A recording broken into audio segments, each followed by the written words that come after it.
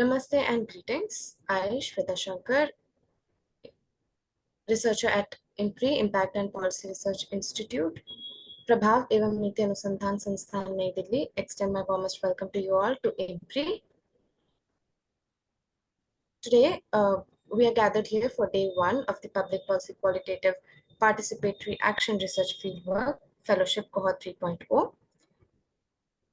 IMPRI, with its unwavering commitment to dynamism and innovation, proudly presents the third cohort of our Immersive program, the Public Policy Qualitative Participatory Action Research Fieldwork Fellowship, Cohort 3.0. In the third edition of our ongoing series of Action Research Fieldwork Fellowship in the realm of public policy, we are excited to broaden this opportunity to all of you, ambitious policymakers and researchers dedicated to fostering positive change through law and policy. This comprehensive 4-month program offers a unique blend of engaging lectures, interactive workshops, networking opportunities, and hands-on fieldwork experiences led by esteemed experts. Throughout the course, you will gain a deep understanding of public policy and its impact on diverse societal issues. You will be privileged to learn from globally and nationally renowned thematic experts and practitioners. The program covers crucial skills, including qualitative research methods, research tool preparation such as interviews, FGDs, and KIIs, tool testing methods, stakeholder mapping, fieldwork, research writing, and reporting. As part of this transformative journey, you will immerse yourself in the intricacies of literature review, honing your skills through valuable discussions with esteemed experts in the field. This program offers participants the unique opportunity to delve into diverse topics. Participants can choose from a varied area of international, national, or local human rights, laws and policies, foreign policies such as human rights, constitutional laws, foreign policies, marginalized communities' rights, gender justice, environmental rights, disability rights, or any other such policy and law-related issue. You will be expected to conduct fieldwork in your respective cities, towns, or villages, submitting a comprehensive report by the end of the program. This hands-on experience is where theory meets the real world, allowing you to make tangible impact. The chair for the program is Professor Vibhuti Patel, a visiting distinguished professor at IMPRI. Our expert panel for the program includes Professor Mukula Sharji, visiting distinguished professor at IMPRI and a former professor at Lee Kuan Yew School of Public Policy, National University of Singapore. We have Professor Vijay Raghavan ji, who's a professor at the Center for Criminology and Justice, School of Social Work, Tata Institute of Social Sciences, the Mumbai campus. Dr. Amar Jasani ji, independent researcher and a teacher of bioethics and public health and an editor for the Indian Journal of Medical Ethics. Dr. Purnima Chauhan ji, retired IAS and a former secretary of the government of Himachal Pradesh and director of Himachal Pradesh Institute of Public Administration. Professor N. Manimikalai ji, director at the Center for Women Development Studies.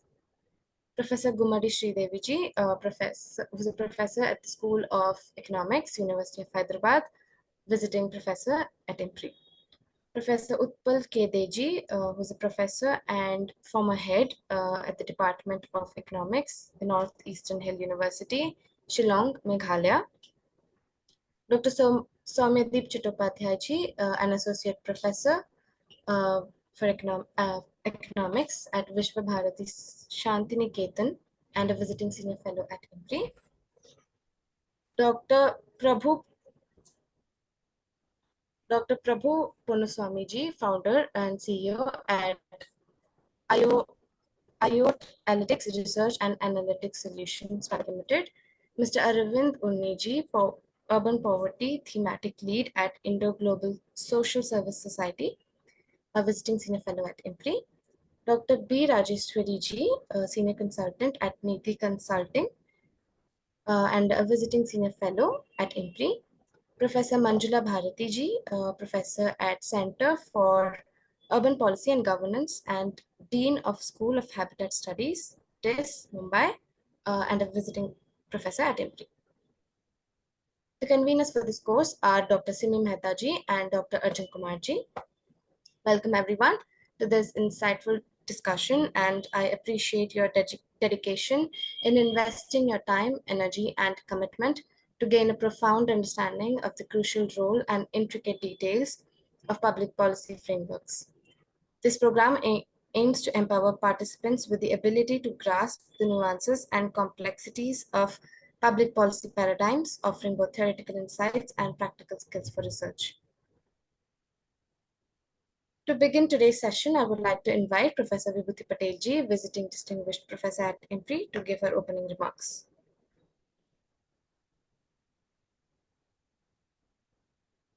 Thank you, Ms. Shweta, for introducing the course. And this is the third cohort of this course, and it is very important in terms of policy making because it focuses on the qualitative participatory action research, which is a very, very important concern in the 21st century world, where we need to target all the policies which are realistic and rooted at a ground level. So first of all, I would like to thank Dr. Arjun Kumar, Dr. Simi Mehta, Ms. Vaishali Singh, and the team, whole IMPRI team, for putting this course together. As we know that participatory action research, which is a very important aspect of participatory research, is that the researcher is personally involved. You can't hire a person to do data collection. Your own observations, your own commitment, your own ownership of the research is very important. So it is a very democratic, equitable, liberating, and also life-enhancing qualitative inquiry that remains distinct from other qualitative methodologies. And we have seen that over the last 50 years, the qualitative participatory action research is refined in a big way.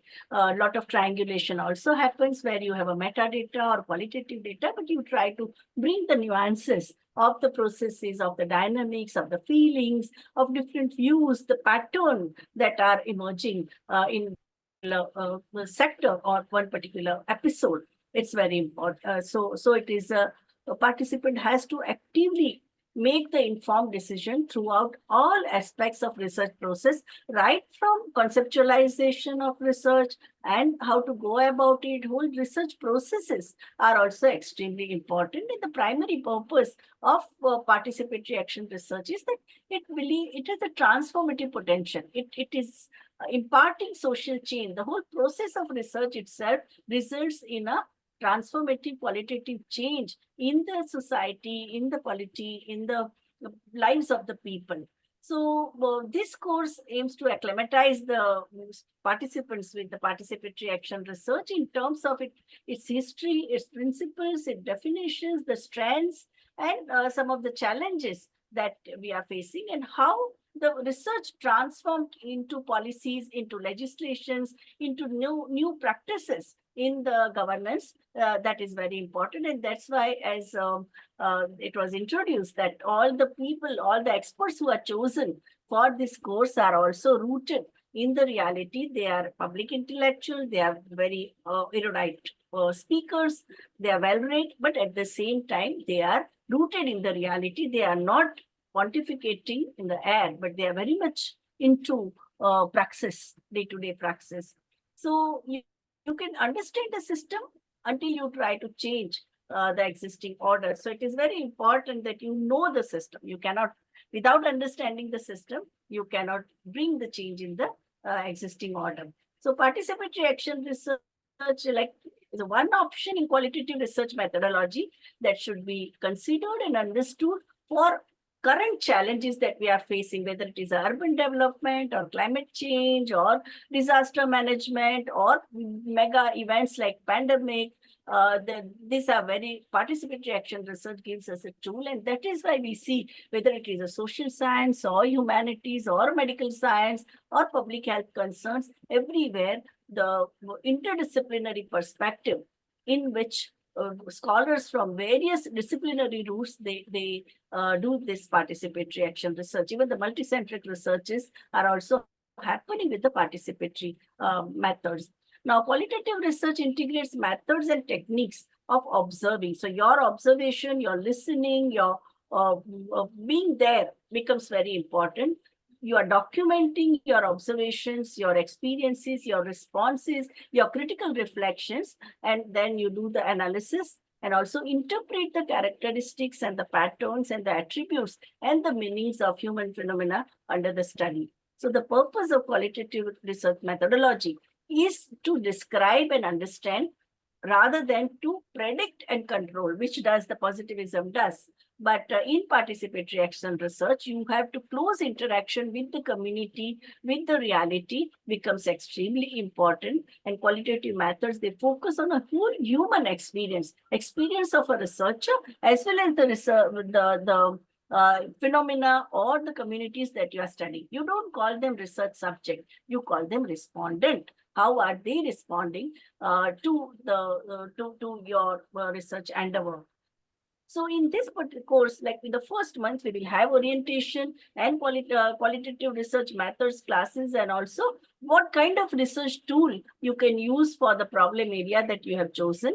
A preparation of your, what kind of preparation is required in terms of review of literature, in terms of identification of the demography or domain of research, identifying the universe of your research, and also testing. So you can have a pilot and also stakeholder mapping, who all are the stakeholders for your research.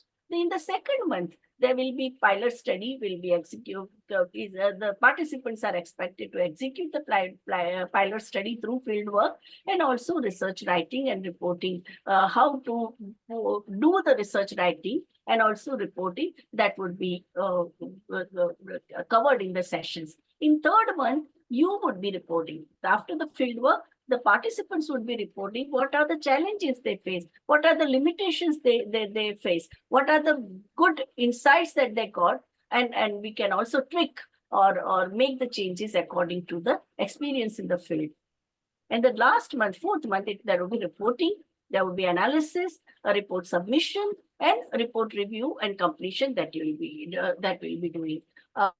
Today we have Professor Vijay Raghavan, who has played a pivotal role in terms of bringing transformative changes on some of the most difficult areas. For example, lives of the prisoners, or when they get out of the prison, what happens? Children in conflict with law, or community which is facing various challenges, how to solve their problem and make the intervention in a more realistic way. So I think this is there. We are also going through, we will be going through the history of participatory action research, which was rooted in the so many revolutionary changes that were happening against imperialism, against colonialism, against imperialist war, and it is and the kind of post-colonial reality with the countries in Asia, Africa, and Latin America were facing. It is from those experiences where the questioning started of the mainstream discipline, which most of them were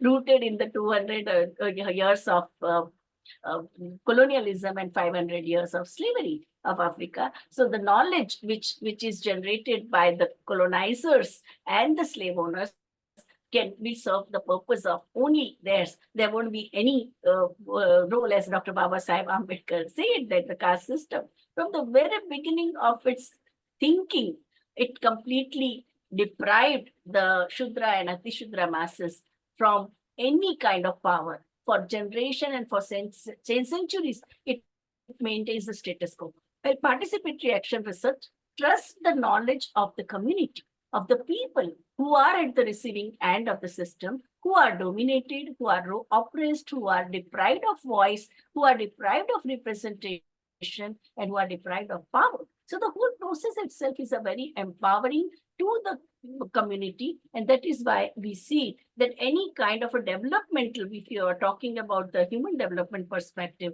or if you are talking about the gender equality or the human rights, then this participatory action research and with focus on qualitative methodologies plays a very important role. Thank you very much. I thank Professor Vibhuti ma'am for walking us through the introduction of this program. Also, I would just like to introduce Manorama Bakshiji, Director and Head of Healthcare and Advocacy, Consortia Advisory, and Founder and Director of Trilok Raj Foundation, and a visiting senior fellow at IMPRI. Yes.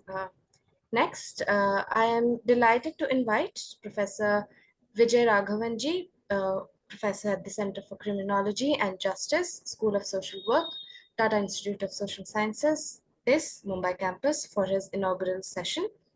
Welcome, sir, and over to you.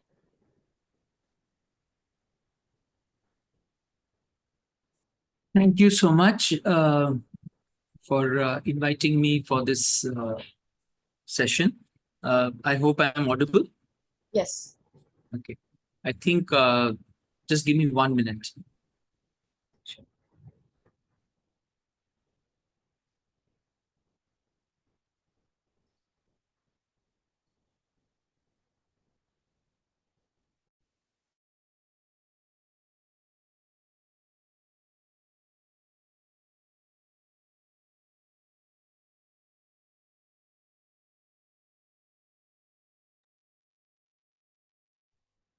So I will talk about the, what qualitative participatory action research means, especially in the context of the field situation with which I am familiar with, which is looking at the area of criminal justice. And all my experiences are based on having been associated with one of the field action projects of TISS, Center for Criminology and Justice in the School of Social Work, which is known as Prayas.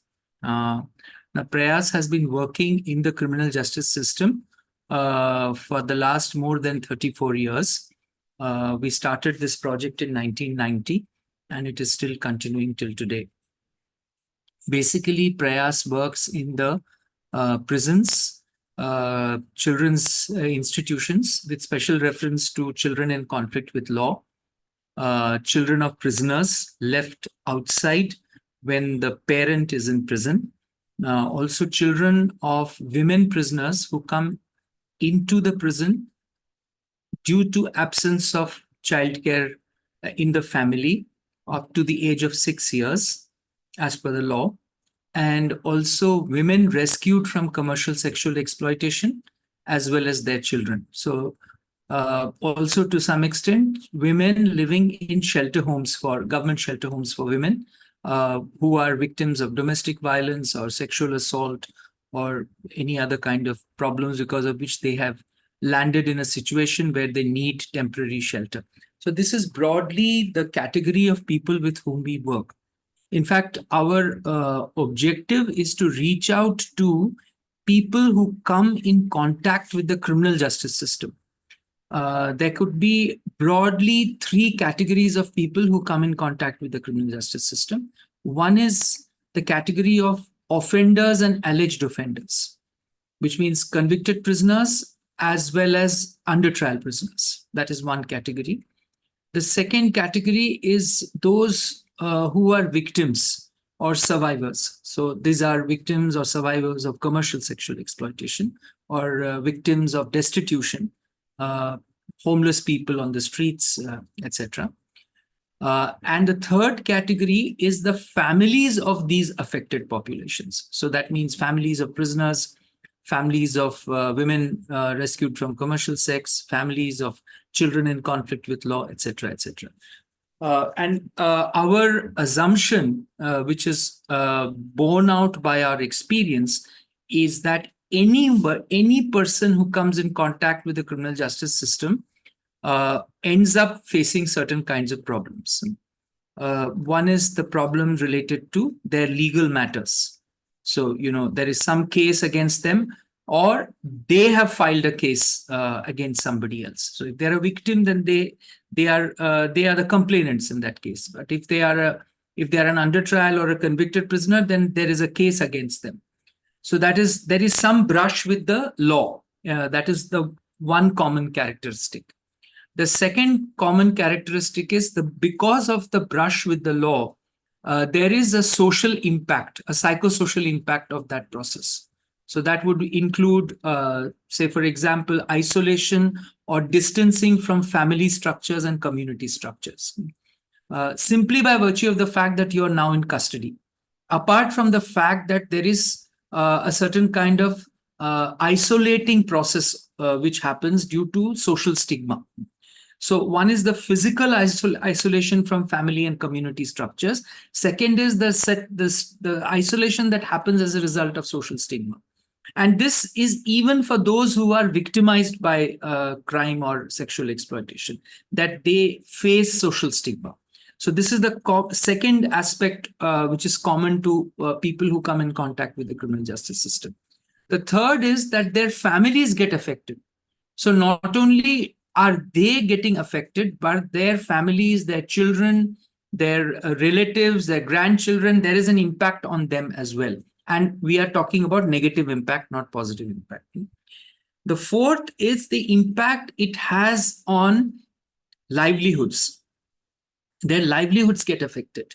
And because their livelihoods get affected, their income sources get affected, which means that their economic levels go down. If they are already coming from poverty-stricken families, that situation gets worse.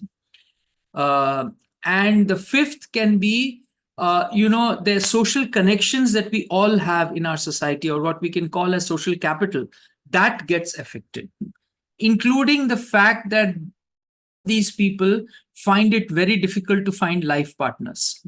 So they end up getting, lonely, isolated, and then they get into negative behaviors, which could include alcoholism, drug use, mental illness, and finally death. So this is the continuum that I'm talking about. Of course, this does not mean that this is happening to everybody who comes in contact with the criminal justice system. The important fact to remember is that you can broadly categorize people who come into criminal justice system into two categories. One is those with good family support as well as financial support, and the other is those without good family support and without financial support.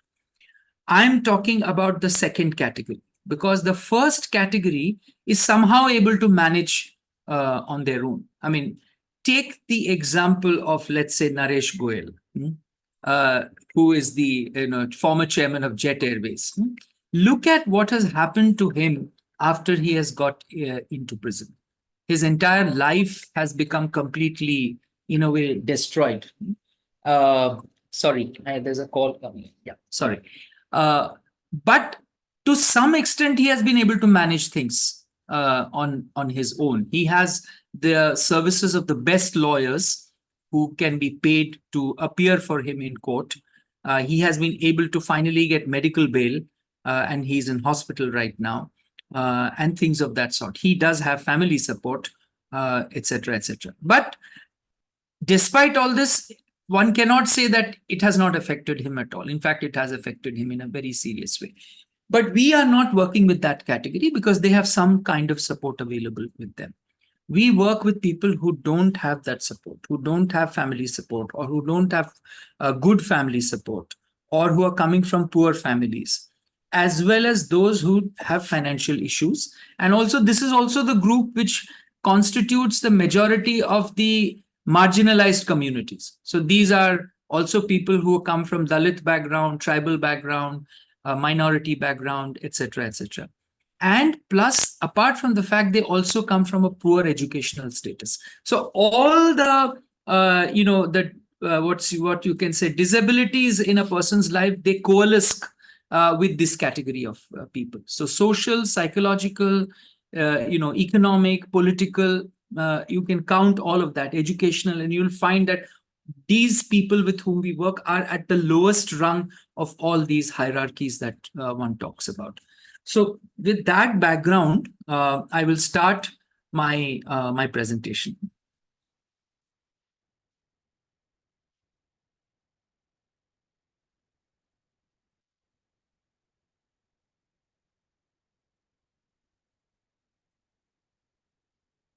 I hope you're able to see.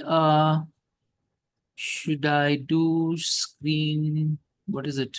Full screen. It's Full at the screen, yeah, bottom full of screen, the. Working full mode, screen. Yeah, 1 minute. Yeah, Yes. it's visible, I suppose. Yes, Yes. it is. Yeah, okay, fine. So I'll start with an introduction to what is participatory action research. I'm sure Professor Patel has already done a session on it, so I'm not going to go into too much detail about it, but just to like a background to what We we are can call. starting with you. We are Okay. starting with you. Okay, okay. Dr. Okay. Raghavan, we are starting with you. Okay. This is the Okay, first fine. session. Okay, okay. Just a minute. Yeah. So, what is qualitative research, participatory action research? One way to look at it is, first of all, most participatory action researchers, I don't know of any participatory action researchers which have a quantitative research methodology. To the best of my knowledge, these are essentially qualitative research methodologies that one uses. So, which means that one is looking at methods like in-depth interviews, focus group discussions, workshops, meetings, and things of that sort. This is the objective is to understand a phenomenon or a problem from the perspective of the people who are affected by the problem. So that is something very important for us to understand, that when we are talking about participatory action research, it is coming from a critique of positivist and quantitative research methodologies, which do serve a very important purpose. One is not trying to at all belittle the concept of quantitative research methodologies, because quantitative research methodologies give us a broad sweep of the problem. They tell us, what is the extent of the problem. They tell us what is the scale of the problem. They tell us what are the trends that we need to be looking at when we are examining a problem. Take the example of the Census Survey of India. It is the best possible methodology that has been used to develop and get to know details about the population of India, or you look at as the NFHS survey, or, the family health service. There's so many methods that are being used where they essentially focus on quantitative research methods. And the idea is to get a broader trend and a broader sweep and a scale of the problem that we are looking at. However, all these methods will not be able to help us to understand the nuances of a problem.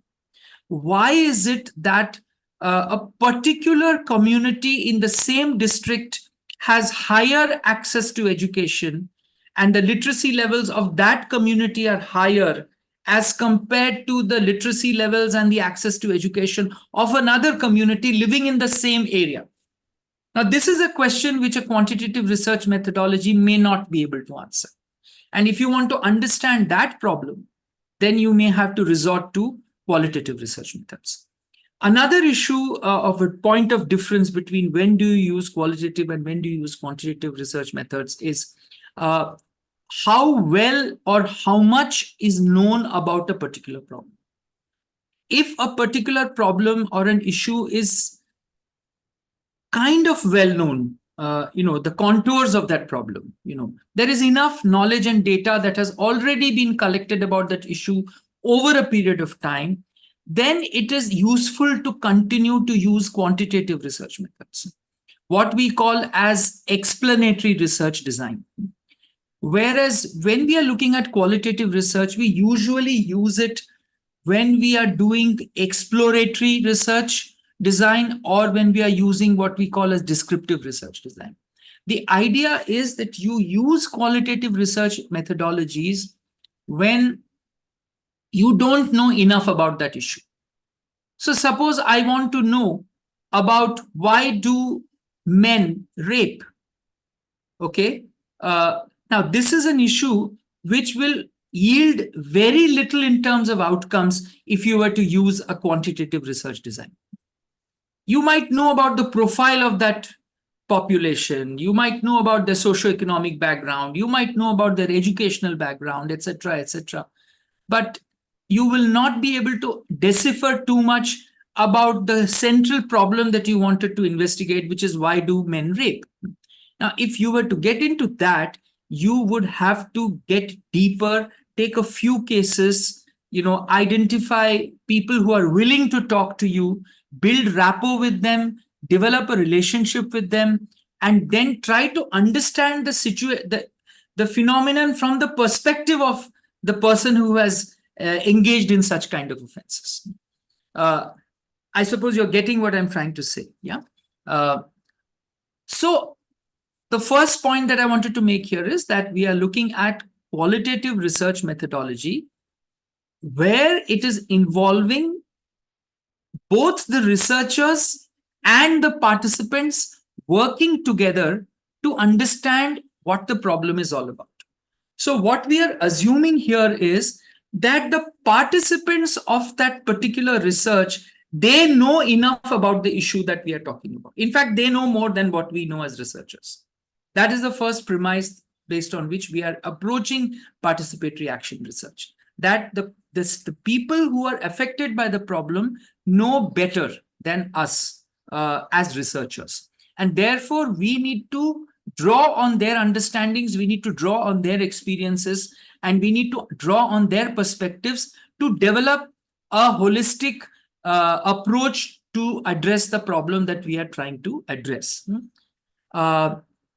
Secondly, one of the important things about participatory action research is it's directed towards bringing about social change.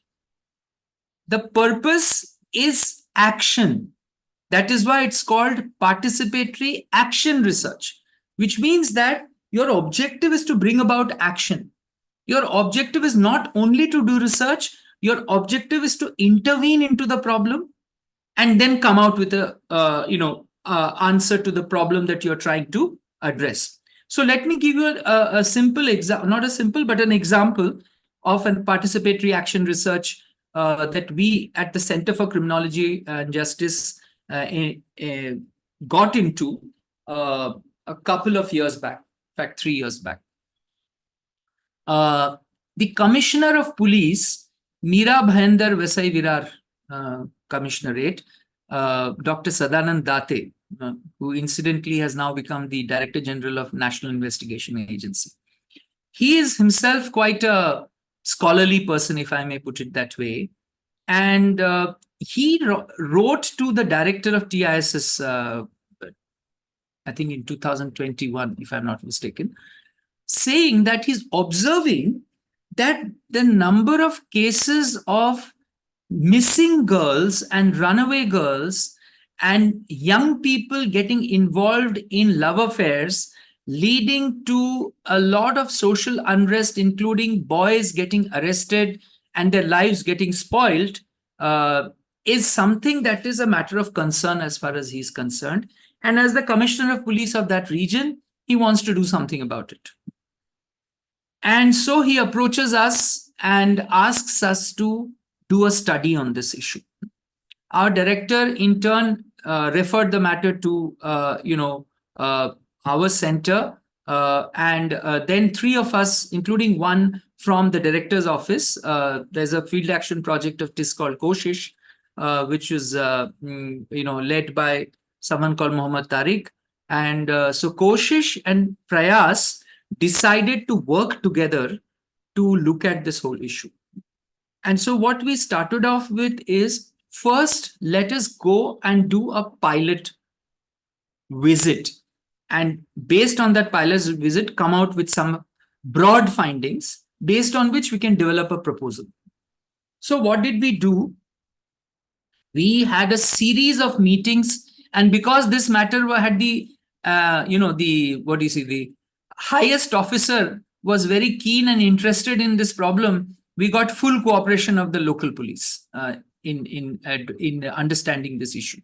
So he gave us permission and said, you go and meet the police officers in these particular police stations, because there were a few police stations where these cases were higher than the other police stations. So we identified those police stations. First thing we asked for is data. We said, just give us last 3 years data of cases filed under POCSO Act, and also cases of runaway children, both girls and boys, missing children, both boys and girls, And based on the data that they gave us, we identified some 3 or 4 police stations where these cases were higher. Then what we did was, almost for a month, we went and met police officers and constables from those police stations. We had joint meetings, we had one-to-one meetings, etc. And from that entire discussion process, they told us many things about why these cases are going on. In fact, they had very good understanding of what the problems were in the community. One is that they said that this is a migrant, largely now today in Mira Bhainder, Vaisai Virar, there are lots of people who are migrants to the city, recent migrants to the city, not first, second, third generation, but first generation migrants to the city. And the reason for that is very obvious. Land and real estate prices and houses are available in these areas at a much lower rate than what is available in other parts of Mumbai. So a lot of migration is now happening into these areas. Secondly, these areas are also the recent hubs for commercial sexual exploitation. There are many dance bars and there are other kinds of, areas where, women are, coming for sex work. And then therefore there is also presence of traffickers in these areas. That is another sense that we got. The other thing was children living unsupervised lives because both parents are going for work because of economic reasons, and these children are living cheek by jowl, many of them from different communities. That means Hindu and Muslim communities. And that is leading to younger people under the influence of social media, making friends, and sometimes being misled by certain kinds of illegal elements, and also getting into love relationships, which is leading into sexual contact, and then leading to them eloping because their families would not agree, also because many of them are minors. So once we did this round of consultations with police officers and constables, we then had a second round of discussion with the police commissioner. And he asked us, now what do you want us to do? So we said, instead of doing a detailed research on this issue, why don't we start a kind of an action research? And what is meant by action research? We will appoint 2 full-time social workers, trained social workers, who will work in 2 police stations, which have the highest rate of such cases coming up. And this will be a 1-year study, action research, where these 2 social workers who will be attached to the police, and police will give them full cooperation. And we will develop a strategy and a methodology of how to work with the police and the people on this issue. And as we work, we will document that process. So in that sense, it's an action research. There is action going on, and there is research because we are documenting it and analyzing the data that is coming out from it. So the social workers were appointed, 2 young girls who were CCA or criminology graduates and had been working for a couple of years. We did a process of interview, etc., and these 2 girls got appointed. Before they got appointed, Prayas and Koshish staff had started doing weekly visits to the police stations. So by the time these girls had been appointed, there was already an understanding of what needs to be done. And so we developed a broad strategy. One would be regular visits to the communities from where these cases are coming, and develop a rapport with the local community leaders, the masjid, people who are in charge of the masjid or the local mandir, religious or socio-political organizations, CBOs, etc. So one level of work would be to work with all these local groups to understand the problem and to create awareness amongst these groups that they need to play a role of preventive approach when it comes to the problem of young people getting involved in sexual relations, in terms of educating them, in terms of making them aware about the POCSO Act, that if you get involved in a relationship with a minor girl, remember it's a non-bailable offense. Even though there is consent involved in both parties, that consent is not to be considered as consent, and you will be arrested and put behind bars. And if you're a minor, you will stay in the observation home for a few months. But if you're a major, that means you're above 18 years of age, you will end up in prison, and you might be inside prison for 3 to 5 years, because these are non-bailable offenses. We also decided that we will do a series of awareness sessions in schools, especially with students in the age group of 8 to class 12th. This was one part of the strategy, which means working with local groups and schools to understand what the nature of the problem is and to create awareness amongst them about this issue. Sessions on good touch, bad touch, sessions on consent, all of that was part of this strategy. The second approach was, if any parent or any complainant comes to the police station with a complaint, either a missing complaint or a complaint of kidnapping or a complaint of rape, etc., etc., they will involve the social workers in that case. Involve in what sense? Not as far as the legal aspects is concerned. The legal aspects will be handled by the police. Where filing a case, FIR, all of that, we have nothing to do with it.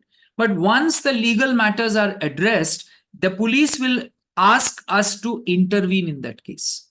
So the social workers would then talk to the family members. The social workers will make a visit to the community. The social workers will see now what help does that girl need, whether she needs counseling and support, whether she needs any other kind of support, because she has now been stigmatized as a girl, with whom something wrong has happened. So the community response is also very negative. So that is the kind of intervention that we decided to start. This project went on for more than a year, and we had regular review meetings. Every 3 months, we would have a review meeting where the concerned police station senior inspectors and the local ACPs, the DCP, and the commissioner would chair these meetings. So the whole process was taken very seriously, and we would make presentations about what work we have done so far, what is the way forward, and what's feedback and suggestions we got from them, which we wanted to incorporate. So if there were some things that were emerging as new, then we would present those facts, and they would in turn tell us, okay, you can do it this way, or you can do it this way, or this aspect is being left out. I think your social worker should also look at this angle, and things of that sort.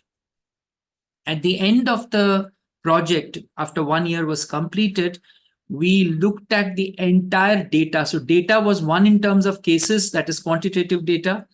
Data was in terms of the type of interventions that were engaged with by the social workers. And data was in terms of any impact that was created as a result of the interventions. In terms of one of the things we found is that people are much more comfortable approaching the police because of the presence of the social workers there. They started coming up. They also started opening up more easily because somebody was there to talk to them in a different way from what the police would be talking to. So all this data that came up, we analyzed that data, and we came up with our findings and recommendations. And the major recommendation that we have made in this report is that in order to create child-safe communities, there is a need for the police and community level organizations and leaders to work very closely with one another, for which we have suggested a structure of how this collaboration can take place. Structures at the booth level, that is the chowki level, and structure at the police station level, which will meet on a regular basis, and it will be like a forum, like a pressure cooker release forum, where if there's any problem, they can come to this particular forum. The meetings will happen on a regular basis. So this was one type of recommendation we have made. The second recommendation we have made is that social workers should be appointed in police stations. And this has been one of the long-term goals of Prayas's work, that the criminal justice system needs trained social workers to be appointed at all different points, wherever there is a interface between the citizen and the criminal justice system. And no other place than the police station is the place where maximum interface is taking place between the citizen and the police. And therefore, the presence of a social worker who is a trained person, who has knowledge about welfare services, who has basic knowledge about the laws, who has basic skills relating to counseling and referral for long-term support, etc., would be not only useful to the citizens who come there, but would be extremely useful to the police. Because they will have support, because they're not equipped to handle all the kinds of situations that come into a police station. So broadly speaking, I'm just summarizing it.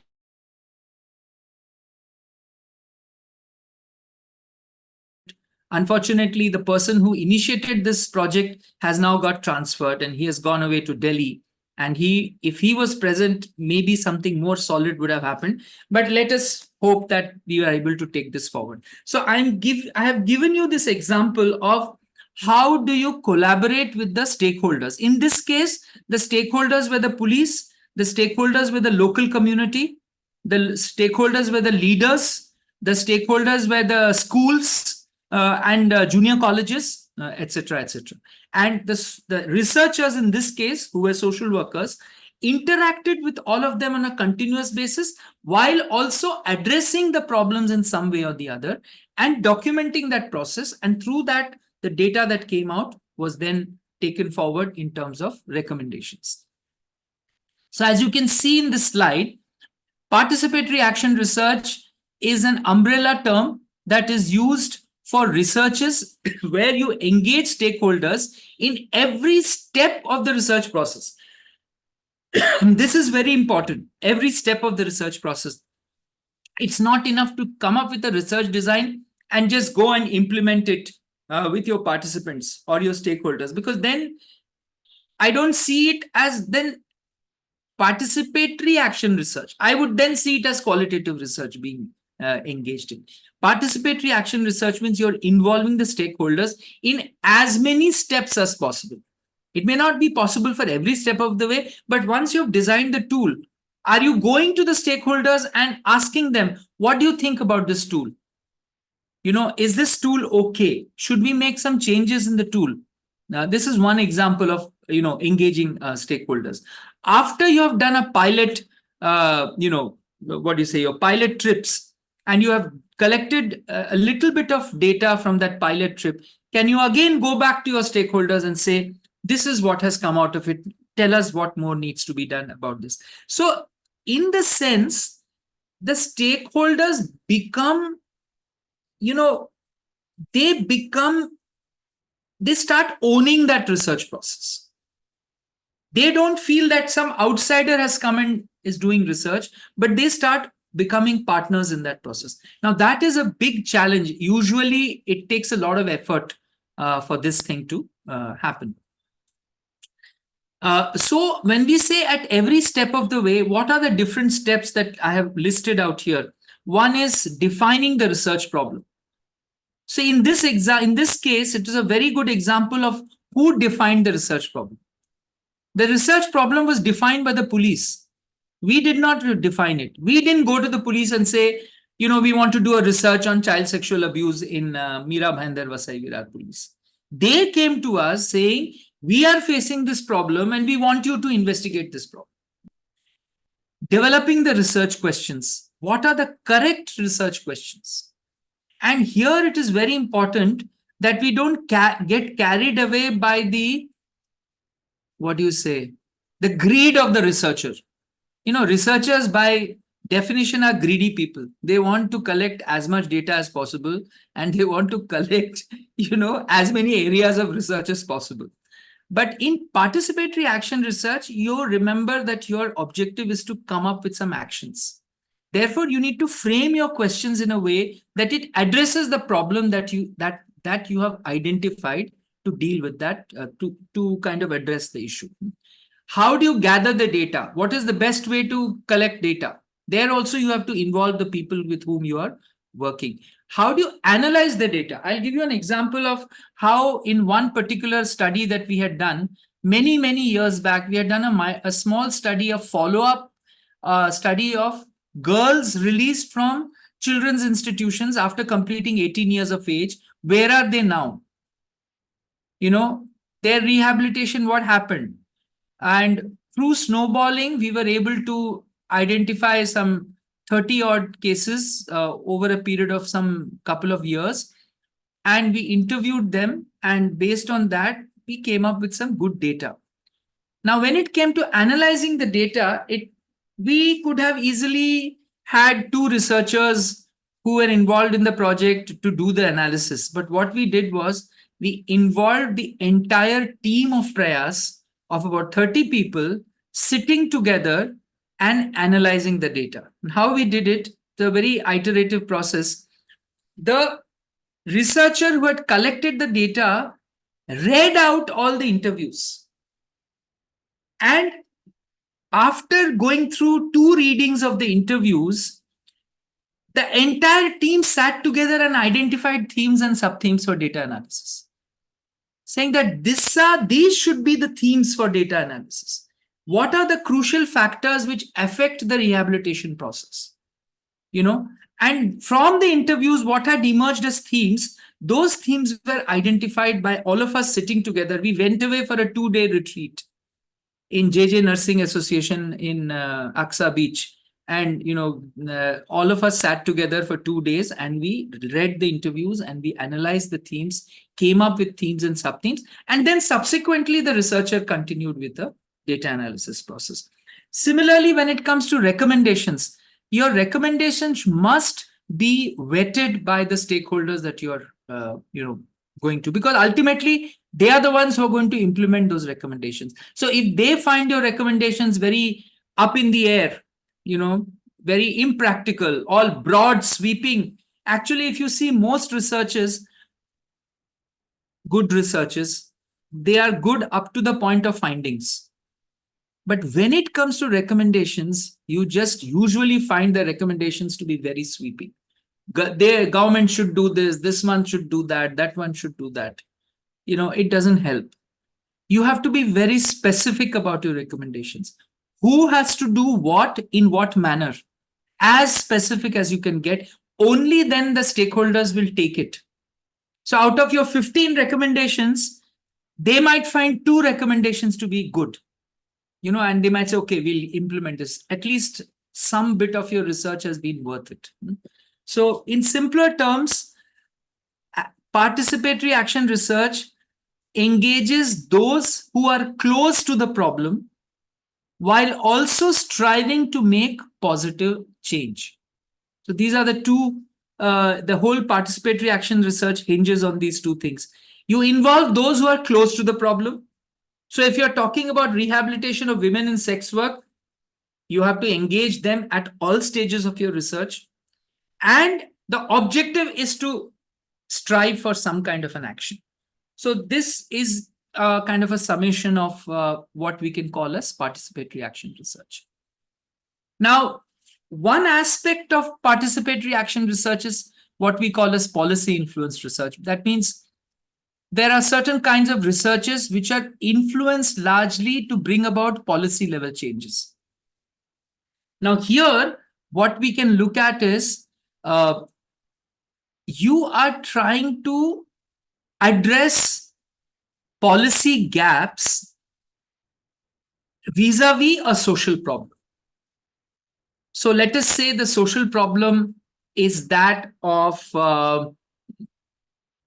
women victims of violence and the kind of support they get from government or from society. This is a social problem because women victims of violence, we know, do not get the kind of support that they should get in order to become, in order to get back as confident women, able to handle their own life situations, etc. So that's a policy gap.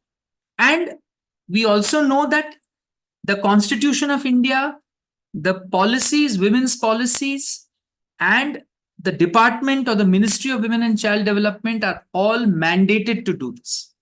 So you know that somebody is responsible to do this job, but they are not doing that job well. So you have a social problem and you have the stakeholders ready.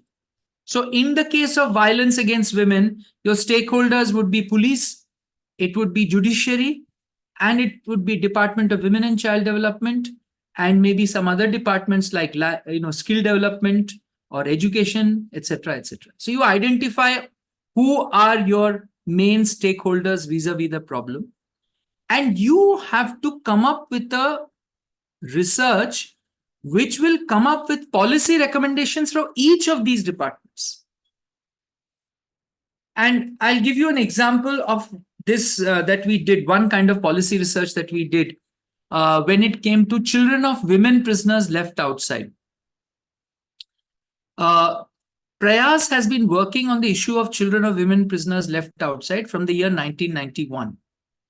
How did we start this? When we started our work at in the prison, one of the first things that women told us when our social workers started working with them was, please go and see how our children are. We are very worried about the situation of our children.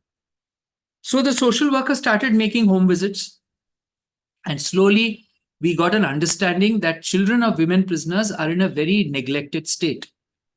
There is lack of food at home. They are suffering as far as nutrition is concerned. They're dropping out from school. There is mental health issues that they are facing. There is attempt to suicide. There is problem of children running away from home. There is a problem of their property being taken over by relatives. There's a problem of them being forced out of the house. There's a problem of not being able to sustain in the house because they're not able to pay house rent. Myriad problems that these children are facing. Because it is an invisible group, nobody cares about this group. Nobody knows about this group. At that stage, and I'm talking in 1991 when we started work. All the policy documents which talk about children in difficult circumstances do not include the category of children of prisoners. So when under the Ministry of Women and Child Development, there is a policy document called National Policy for Children, in which they have a category called children in difficult circumstances. In that, there's a whole list of children in difficult circumstances. There are children in drug abuse, street children, orphan children, single parent children, children on the streets, children in child labor, children begging. There's an exhaustive list, but when we looked at that document, we found that nowhere it was mentioned about children of prisoners. And that's when we realized that this is a problem that needs to be looked at more seriously. So we decided that just anecdotal experience is not going to help us. Government does not respond to anecdotal data. So we decided to do a qualitative study, and we finally published it as a book, which is called Forced Separation, Children of Imprisoned Mothers. It is available on the Prayas page on the TIS website, a scanned copy of the book. When we did the study, we decided to do it in 2 cities, Mumbai and Delhi. We got permission from the prison authorities to first get in touch with the mothers inside, and then through them get in touch with the children left outside. The study lasted for more than a year. Data was collected in a very, very painstaking manner because, we had to go and visit those families in their homes where they were living, and then talk to them, sit with them, build rapport with them, then understand what the situation is, etc., etc. At the end of this research, after the findings chapter, there is a chapter called Whose Responsibility? And that is the chapter which is about policy influenced research. In that chapter, we started with the Constitution of India. What does the Constitution talk about? Rights of children. Then we went to the National Policy for Children. Where are the gaps? And like this, then we went to the responsibility of each department. And we have made detailed recommendations for each department. So recommendations for prison department, recommendations for judiciary, recommendations for police, recommendations for women and child development department, recommendation for social justice department, etc., etc. Now, if we have a document like this, tomorrow we want to have a meeting with, say, Secretary Social Justice, and we want him or her to understand the extent of this problem and say, why don't you also include something in your department with regard to children of prisoners? He will say, I have nothing to do with children of prisoners. That is the work of the Women and Child Development Department. So we have to then show them that, no, you have a connection. Here is a study. look at the findings of the study. For example, most of the children are coming from categories which are the responsibility of the social justice department. These children are from SC, ST, OBC and minority community. So the minority development department also has a role in it. The social justice department has a role in it. What about schemes of the social justice department? How will those schemes reach out to these children? Is there a mechanism that has been built? So this is how we look at the whole issue of policy influenced research. The question is, once you have done this research and you have a document in hand, how do you take it forward? Now, there are different ways. One is, of course, through dissemination. Today, thanks to social media, dissemination has become a much easier process than what used to be 25 years back. Earlier, dissemination would mean that we would have to have so many meetings with different stakeholders, and that is still very important, I think, needs to be done. But also the fact that once you have done a study, you put it out on LinkedIn or you put it out on Facebook and things like that with a small video which talk about that issue and what kind of findings, people will notice it. It will generate a certain kind of buzz, provided you have done your publicity well. So dissemination is a very important one. But the second and the more important one, according to me, is that policy change has to happen only by approaching the authorities concerned, which means you have to write to the concerned departments. You have to go and have meetings with them. You may have to organize a consultation. You may have to organize a workshop or a conference to discuss that issue. Call that secretary WCD as chief guest to come and talk about the issue. And that way you can get that person's interest, and commitment in that meeting, etc. And one last way to go is to bring about policy change is to go to court. And with regard to this issue of children of prisoners, that is a strategy we used. What was happening was, in the Supreme Court of India, there was a PIL going on called R.D. Upadhyay versus State of Andhra Pradesh. And that is a time when our study had just come out. So we decided to approach the amicus curiae in that case, and we gave him a copy of the book. And we said, why don't you just go through this book and tell us if you would like this data to be presented before the court. So he said, okay, give me 1 week's time, come back after a week. We went back after a week and he said, this report is very, very useful. And I'm going to present this to the court as evidence of the problem that children of prisoners face. And you prepare a note based on the recommendations of your study, which we will submit as an affidavit. And that's what he did. And then the court went through our recommendations, and thankfully, they included many of our recommendations in their final order.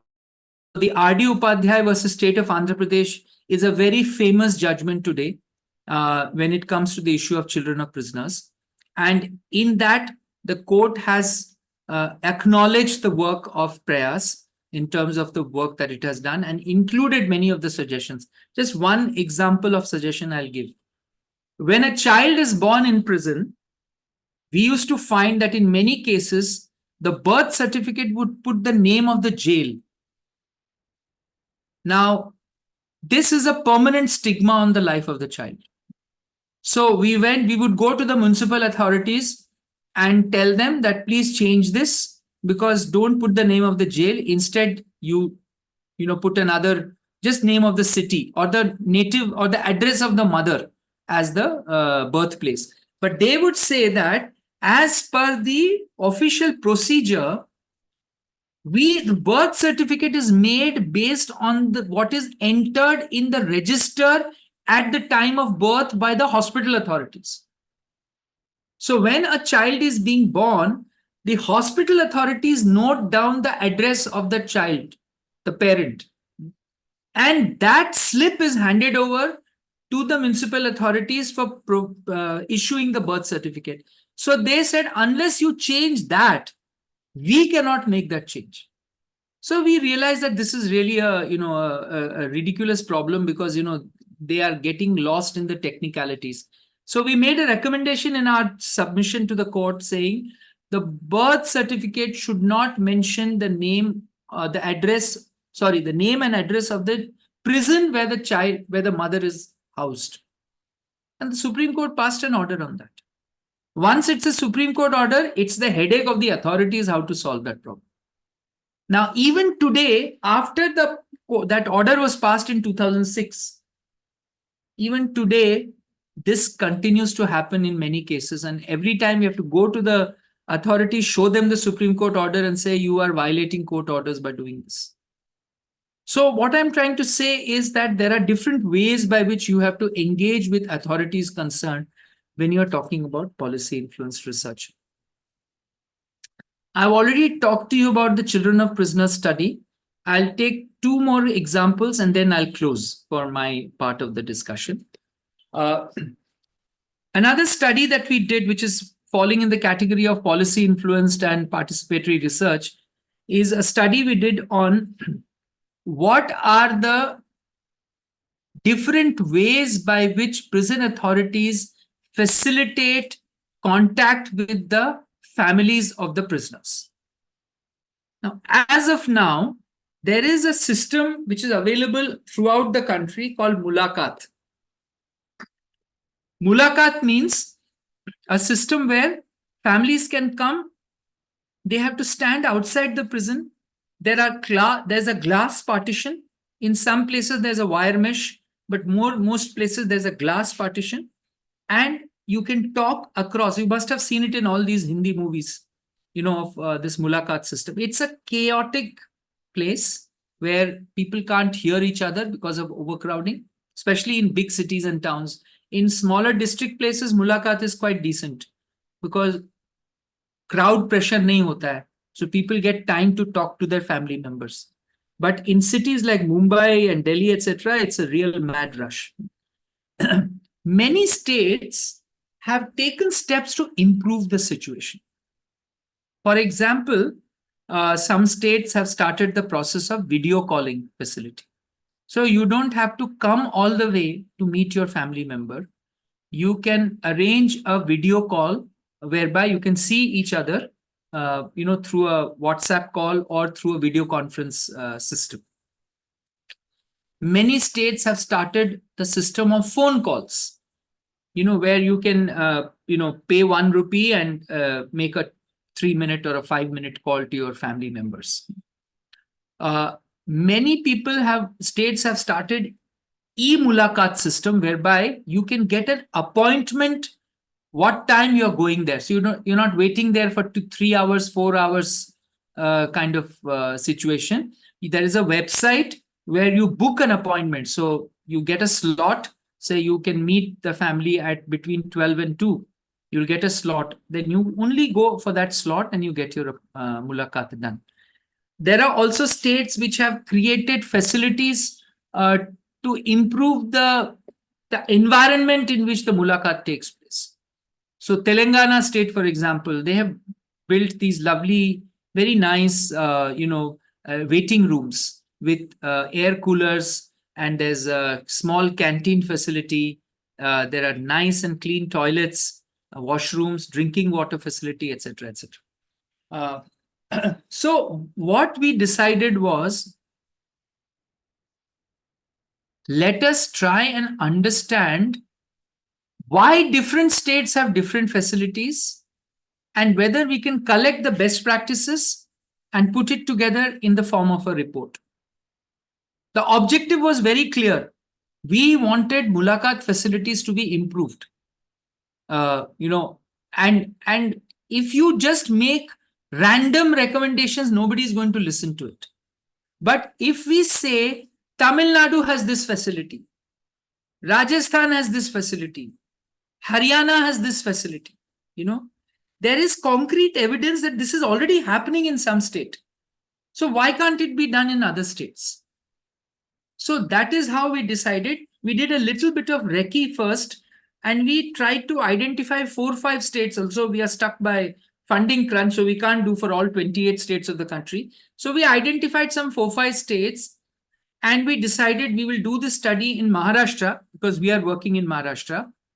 We will do it in Delhi, in Haryana, and in Tamil Nadu, these 4 states. Because we knew that the situation of Mulakat in these 4 states is quite good.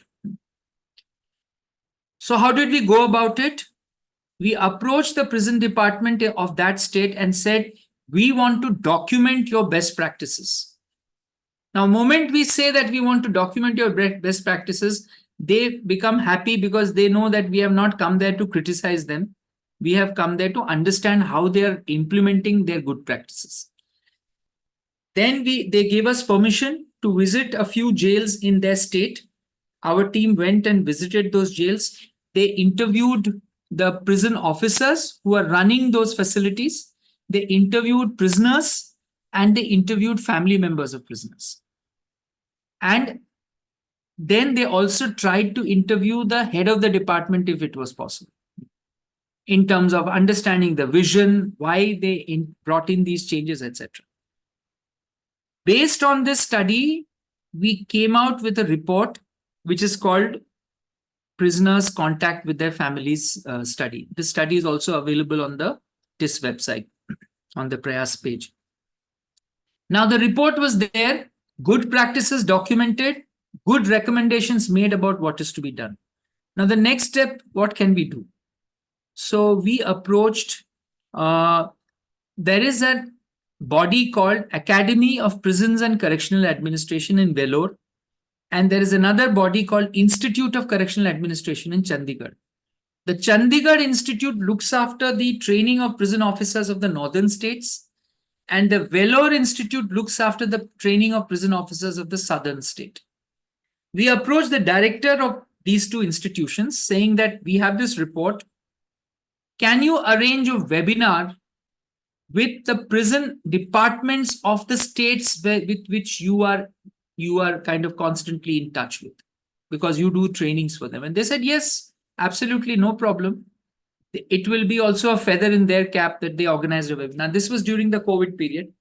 So we organized a series of webinars, about 3 to 4 webinars, where senior officers from the prison department were present, where we presented our findings and our recommendations, and we sent them a copy of the report in case they want to look at it. Now, unfortunately, we haven't been able to go beyond that. Any organization has certain limitations where, there's only so much you can do. But if we wanted to do more, we could have followed it up by individual meetings with those prison heads of departments, following up by asking, okay, we've sent you this report, your senior officers have attended this webinar. Is there something from this report which you can take forward for your own department? And then keep following it up till it finally those changes take place. Final example I want to give is about the issue of bail. We all know that access to bail is a problem for particularly people coming from marginalized communities. There are many people who remain in jail even after bail has been granted because they don't have the surety or they don't have the cash amount for which the bail amount has been, the bail has been granted by the court. So we have been running a project in Maharashtra prisons, for about 8 prisons in the state, since 2018, which is called Legal Aid and Bail Project. This project is funded by the Azim Premji Foundation. Under this project, we have appointed social workers and lawyers team. Each prison, there is a team of social worker and lawyer, and they work together to identify people who need access to legal aid and to identify people for whom bail has already been granted and how we can facilitate their release. So the work has been going on since last 3-4 years, and we realized that there are many problems and hurdles in coming out on bail, and we need to document it. And once we document it and we come out with our recommendations, we will go to the High Court or the Supreme Court and give them a copy of that report and say, see what you can do about it. So we decided that we will interview our fellows, those who are working on these cases, these social workers and these legal fellows. I told you about the team which is working on this project. They have wealth of experience now. They have been working for last 3-4 years, so they have good understanding of what the issues are. So we decided to interview them. We decided to interview a few key good lawyers with whom we have been working. And we decided to interview maybe a few prison officers to understand what is their perspective about bail. But most importantly, we decided to interview those prisoners who had been released on bail through our efforts. Because if we have got involved into the picture, means that they were languishing inside for a few months at least. Because normally what happens is when a bail is granted, 90% people go out on bail. But there are people who remain inside even after bail has been granted, sometimes for months together. So if Prayas has got into the picture, it means that these are those cases who are languishing inside and then helped to facilitate their release. So we decided to interview those prisoners who had been released on bail through Prayas efforts and ask them, what were the hurdles you faced in being released on bail? And what is the problems and situation you're facing now after release on bail? So we did 35 interviews with such released prisoners out on bail. We interviewed all the legal and social work fellows of Prayas, which was around 15 of them. And we interviewed some of our own other long-term staff social workers, which could be another 5-10 of them. So a very limited kind of a study, but most of the data was qualitative data. Then that data was analyzed, and now it is ready in the form of a report with very decent and good recommendations of how we can alleviate this problem of people languishing inside after bail being granted. Some of the recommendations, fortunately, have even gone into a Supreme Court judgment. It's called Sonadhar versus State of Chhattisgarh in 2023. The Supreme Court was hearing a matter of people released, people in jail despite bail being given. And the Supreme Court asked NALSA, which is the National Legal Services Authority, to consult TISS in this matter. In fact, it is again a matter of chance and good fortune that the judge in that bench, one of the judges, it was a 2-judge bench, was Justice Abhay Oak. And Justice Oak is from the Bombay High Court. He was elevated to the Supreme Court a few years back. And he knew about the work of Prayas because he was in Bombay High Court. So because he knew, he mentioned this in his in their order that NALSA should consult TISS in framing the recommendations of what to do about people who are languishing in jail despite bail being granted. And that is how our suggestions were brought in. NALSA did a meeting with us.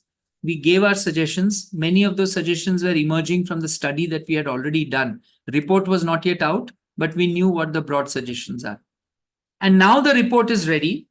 We have now decided to approach the High Court judge in Bombay, who is in charge of the State Legal Services Authority, to inaugurate the report, to release the report.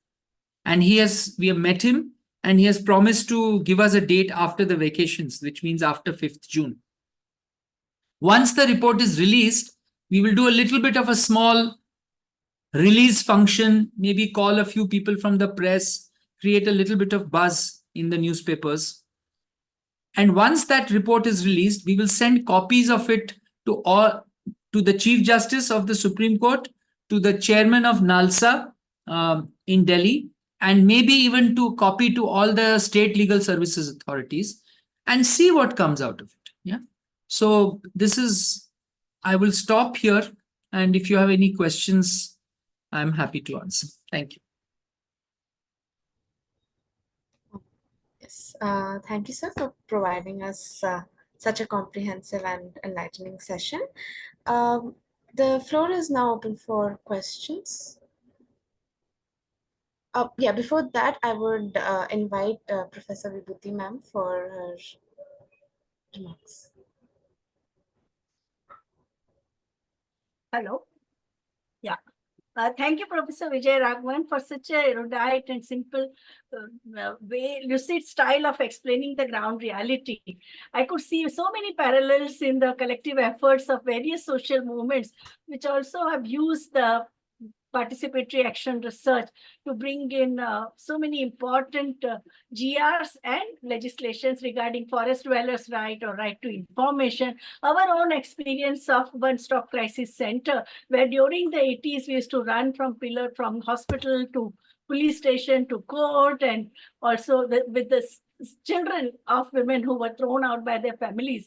From that idea emerged, and when the participatory action research process was started with one hospital, like in Baba Hospital, the documentation of the processes was happening, and how the whole model for one-stop crisis center located in the hospital can be created, where all the services can converge. First of all, most important thing is the health and whatever injuries that women had. So casualty ward had an important role.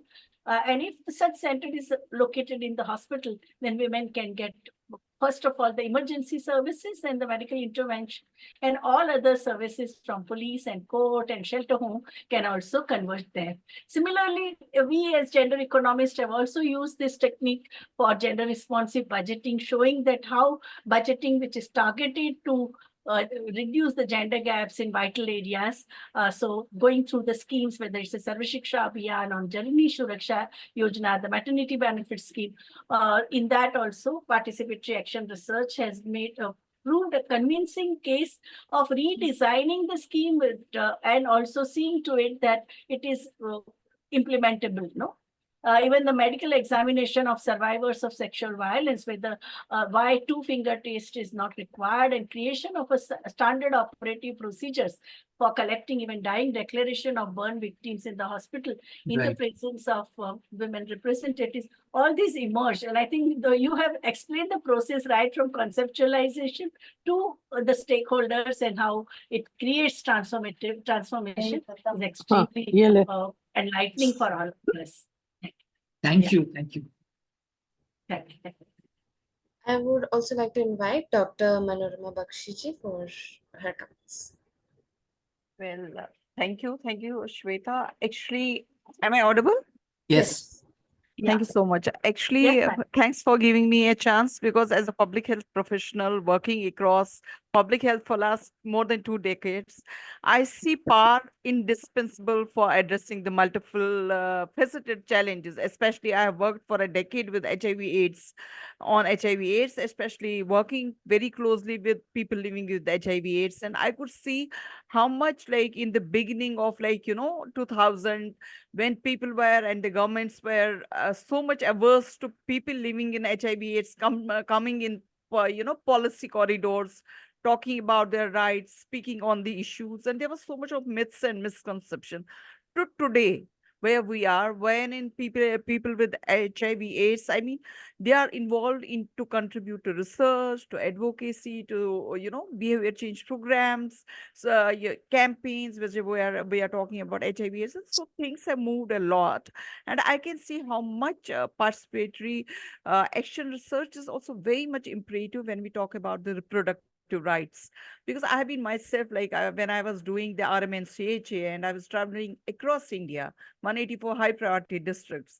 I remember, like when I went to Mewat, wherein the total fertility rate at that point was around 5 to 6, and I was talking to these women, and then I had to go and meet the Molvis of the certain communities, go into the mosques and speak to the Molvis and talk to them and tell them that women are anemic, they are delivering, but their children are LBW, low birth weight babies, and how it can be, changed, and how much then I involved them, and after that we introduced DIMPA, because it came out from a couple of Molvis. When I spoke to them, they said it's against the religion, but injection is not.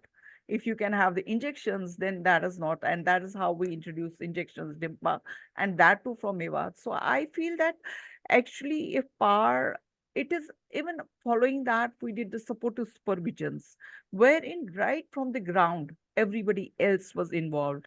Even though Ashas are part of the community in the health, and as Dr. Patel, as well as Professor Raghavan also raised issues, Dr. Patel just now said how the policies, she gave the example of Janani Suraksha Karikram. I mean, how these kind of involving these people, right from the ASHA and community people, that has framed the, our programs. It helped us to frame the guidelines, because I have been, for a larger part of my life, I have been associated with NACO, with Ministry of Health for almost a decade. So we were the part of like how the policies are formed. And I think par into the public health policy framework, especially led us to more responsive, more inclusive, and more effective strategies, how we can combat RMNCHA issues, women issues, gender issues, and especially the rights of people living with HIV/AIDS. Thank you so much for giving me a chance to speak a bit on all these issues. Thank you, Professor. Thanks, Chair. Thank you, ma'am. Now the floor is open for questions. Ms. Kalyani Talvelkar. Talwal. Yes. Yeah, Talvelkar. Thank you. Thank you for giving. Please unmute it. Am I audible? Yes. Yeah. Okay, first of all, it has been such a pleasure to listen to Professor Vijay's lecture. I was really looking forward to this course, and the starting has been really, really fascinating. I was listening to the research studies that you and your team has conducted, and kind of overwhelmed because so much, I mean, you talked so fluently and, like, the flow was so smooth, but I'm very sure that when the research was actually conducted, there must have been quite a few ups and downs and quite complex process. But your session has been really, really fascinating and encouraging. I just wanted to ask, because my experience in participatory research has been rather limited. Because working in the research unit of College of Social Work, Nirmala Niketan, most of the research studies come either as need assessment, feasibility studies, or impact evaluation. So, but we have had 2 studies. Both of them were with children. And there we went through the NGOs which were working with these children. So when I was listening to your session, I realized that participatory research requires a kind of credibility establishment, not only rapport building. You need to have credibility with the participants before they can really participate fully in the research process. So can you give me, I mean, based on your experience and expertise, for a person, for a research unit like us, if we have to go for a participatory research in the field or with the stakeholders with whom we have not yet worked much, then what should be our first step? I know, I mean, this is a very basic question. No, no. So I'll try and answer, but we also have 2 other experts here, so it'll be nice if they also add. So basically, I think it has to start with a conversation, and maybe a very informal conversation. First of all, if you really want to involve stakeholders, you have to start with the framing of the problem itself. Because the framing of the problem may not be the same the way you see it. Okay? So let me give you an example, a very bizarre example. If you're doing a research on, let's say, human rights violations of prisoners, and you go and talk to prison officers about it, that what do you think about this problem? They are likely to come up and say, this is all very good. I'm very, yes, there are problems, there are violations of basic human rights of prison population. But what about our own human rights? Why doesn't anybody talk about our human rights? Why doesn't anybody talk about the fact that we are made to work 12 to 14 hours a day without any break? look at the kind of working conditions and salary and housing conditions that we have, and there is no training that is given to us after, we do our first initial induction training, and if we make any mistake, the lowest rung person is suspended and nothing happens to the senior officers. I mean, they'll give you can talk to them for 2 hours about all the problems they have. And you say, no, I'm not here to listen to all this. I have come with my understanding of violation of human rights of prisoners. That would be a disservice to the idea of participatory research. So you then have to link your problem, which you are trying to investigate, with the perspective that you have now got by talking to the prison officers and saying, is the working conditions of prison officers have any link to the human rights violations of prisoners?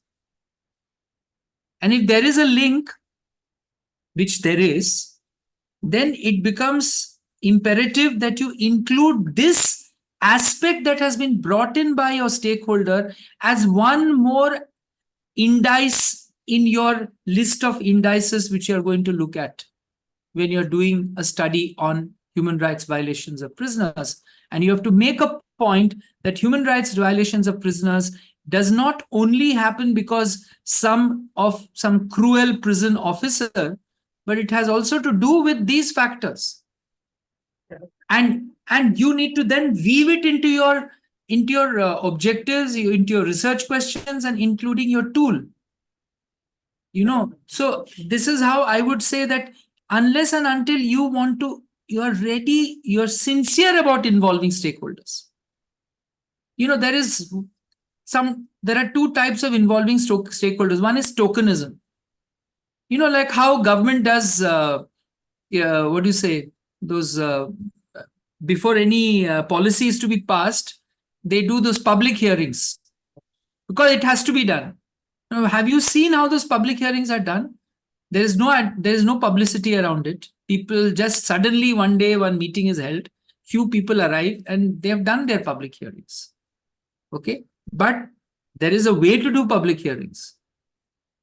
So what is your intention?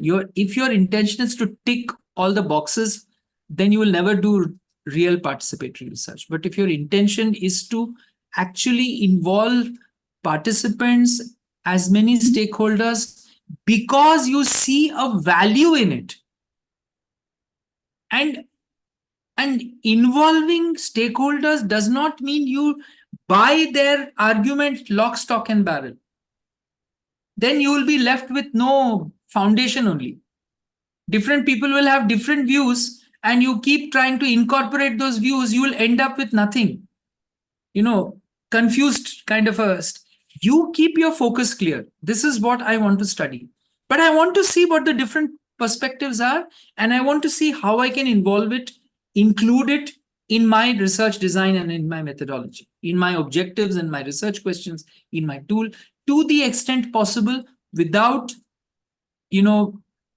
going away from the original problem that I wanted to investigate. I mean, I don't know if there are more ways to describe it. I'll stop here. Thank you. Many points to gather. I hope I remember all these points. But Yeah. Thank you very much. I'm sure Vibhuti and Manorama may have. I think bringing in discourse power is very important when we do the participatory action research. Who holds power? Who has the baton, and who is at the receiving end of these people? So I think systems and structures, without addressing them, we can't do that. For example, a dying declaration. We all throughout the 80s, we feminists used to see we represented the survivor, the victim of burns, no? And we used to, all the relatives and even victims themselves would say that the police presence at the time of dying declaration, it resulted in leaving the culprits without any kind of action by the state, no? Because they would that was the thing, the girls' side would say that they were taking bribe and hushing up the case, and they would, instead of supporting the survivor, they would just say, "You, in any case, you are going to die. Don't you know you are a Hindu woman?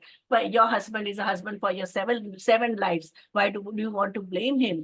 Just you are going to, who is going to look after your children if your husband goes to the jail?" This is the kind of threat which the women were facing, and they were reporting to us, their relatives, that they want to hush up the case. So we demanded from the police commissioner that feminists should be allowed to be present when the dying declaration is taken, and we had enough qualitative data and the interviews of the people. We organized a workshop in Nirmala Niketan in College of Social Work, your institute, 1-day workshop on institutional support to women victims of violence. That time survivor word was not there in the early 80s. And that prepared the document and made the whole procedure to be changed. That at the time of dying declaration, social workers have to be present. You can't take it in this thing. So we had we just been only worried about the constable who has to be there for 13, 14 hours when this thing, that would okay, that is also one aspect. Sheila Barsa has done a lot of work on the condition of the police, which under which they are working. But here, how were they abusing their power to and malpractice also, because it's a corrupt practice, no? And dehumanizing this woman who is screaming for water, who is under tremendous 85%, 90% burns victim, and she's asking for water, and everyone is insulting and humiliating and threatening her. So then we have to decide we have to take side, with whom we are. So I think that is the dilemma we are facing when we do the participatory action research. That you can't be neutral. That the whole thing which positivism is telling us, that maintaining distance from the research, that cannot happen. You are a participant, you are observer, and you can't be just a mute observer. You have to stick out your name. Thank you. Thank you so much, ma'am. There is one more thing in a chat box, no? Yes, there's a question by Tanuja. Says participatory action research is best conducted by groups, by institutions, ? Sorry, I didn't get the question actually. It just says participatory action research. I think it's the question, is it best conducted by groups or by institutions? How does it? Can it be conducted only by groups and institutions, or even individual can? Yes, I suppose, yes, why not? Yeah, all of it. Yeah, why not? Yeah, can be conducted by individuals. The methodology is there, which you need to look at, but doesn't have to be done by a group or an individual, as long as you are involving stakeholders in that process of the problem identification, the framing of the research questions, the objectives, and it won't be possible fully at every stage, but at least if there is a mechanism of taking feedback at every stage before you move ahead. And then after you've collected data and you again consult them when it comes to findings, and then you consult them when you make the recommendation. So I think there are these crucial stages. One is the definition of the problem, then the identification of the objectives and the research questions, then running with them with the tool once, then you do your data and collection, then you come back to them when you have come up with your findings, and then you come back to them with your recommendations. At least some 4 or 5 stages, if you can try and involve the stakeholders, and maybe not all stakeholders, but as many types of stakeholders as possible. It's a very painstaking process, therefore. It is a longer process, therefore. It's not something which you can, like when you're doing your PhD, you finish your data collection and then you get into writing. But here, again, at every stage, you will need to consult. You will need to take feedback from the stakeholders. And somebody has asked a question, whether one can do participatory action research as part of your PhD. And my answer is yes and no. Yes, because yes, you can do it. And no, because, your PhD is a time-bound process. So all of us who have done our PhDs know how difficult it becomes it's like a race towards the end. So, I mean, it's a personal question. I don't have an answer to it. It's something that you have to really commit yourself to it then, along with your guide. Because if your guide is not ready for it, and then you'll have problems. So, I don't know if I've answered your question, but this is how I would respond. Next, we have Shreya Shekharji. Hi, thank you for having me in this cohort. Professor Vijay Raghavan, sir, it was quite interesting, the case studies that you were talking about. I had a couple of questions on the interview methodology. You mentioned that your team had gone into these jails and spoken to these women personally. I'm assuming they were semi-structured interviews? Yeah. Okay, so you mentioned something about involving the stakeholders in as many steps as possible within your research, right?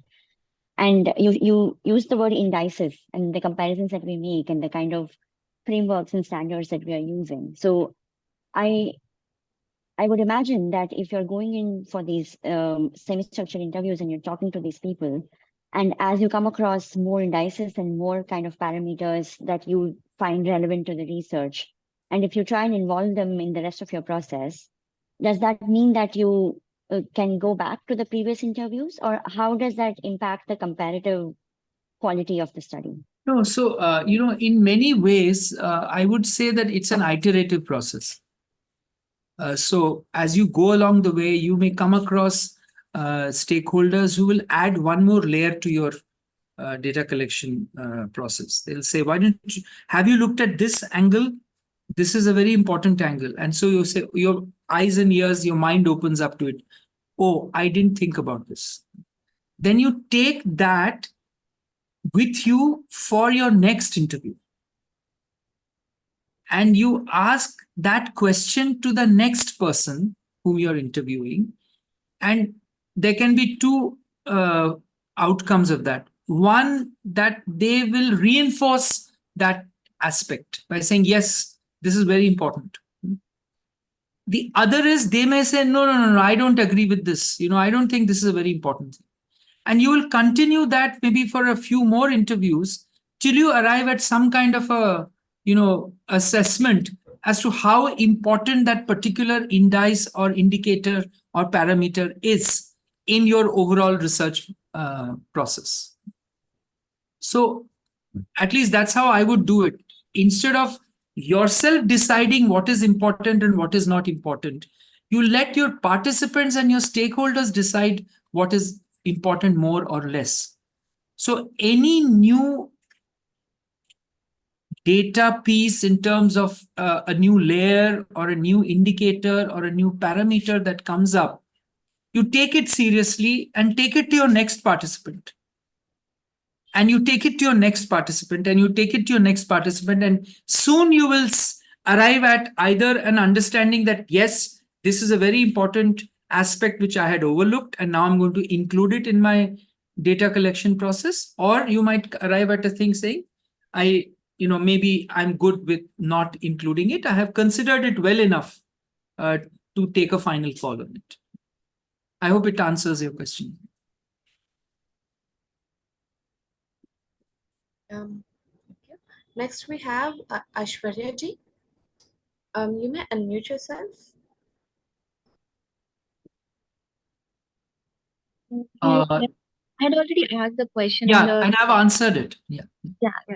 Okay. Shweta, can we close now, because I have to. Only one thing is by the Shanmita. She asked that do we need to take permission before doing qualitative research? The question of ethics is answered. Absolutely. There's no doubt about it. Yeah. She has two questions in the question box. Yeah. Right. Yes. So now I think that's the end of it. Okay. So thank you so much, sir, for your engaging talk with us. We hope to see you in further IMPRI events as well. Thank you so much for the session. Thank you. I really enjoyed this session because of the questions that came up at the end. Yeah. very engaging session we had. Yes, yes. As it is, the online mode is a little depressing. Yeah. And But then- here the motivation is high, so yes, it's right. not a classroom lecture where students Yes, are yes. just captive audience. Yes, There is yes. high choice there. Yeah, students are black boxes with names written on them. Correct. Here all of them are big We have all professionals. gone through And it. it is for on 2 demand. years. We have kept it on Sunday because they are busy on the weekdays. Yeah, That's yeah, like this session is on Sunday. yeah. Thank you for inviting. Thank you, Professor Vijay. We have started with a great applause. Thank Yes. you. Thank you. Thank you. Thank you. Okay, moving on, I would like to invite Vaishali ji for to give us the orientation. Thank you, Shweta. Priyanka, can we have the screen, please? Yes, sure.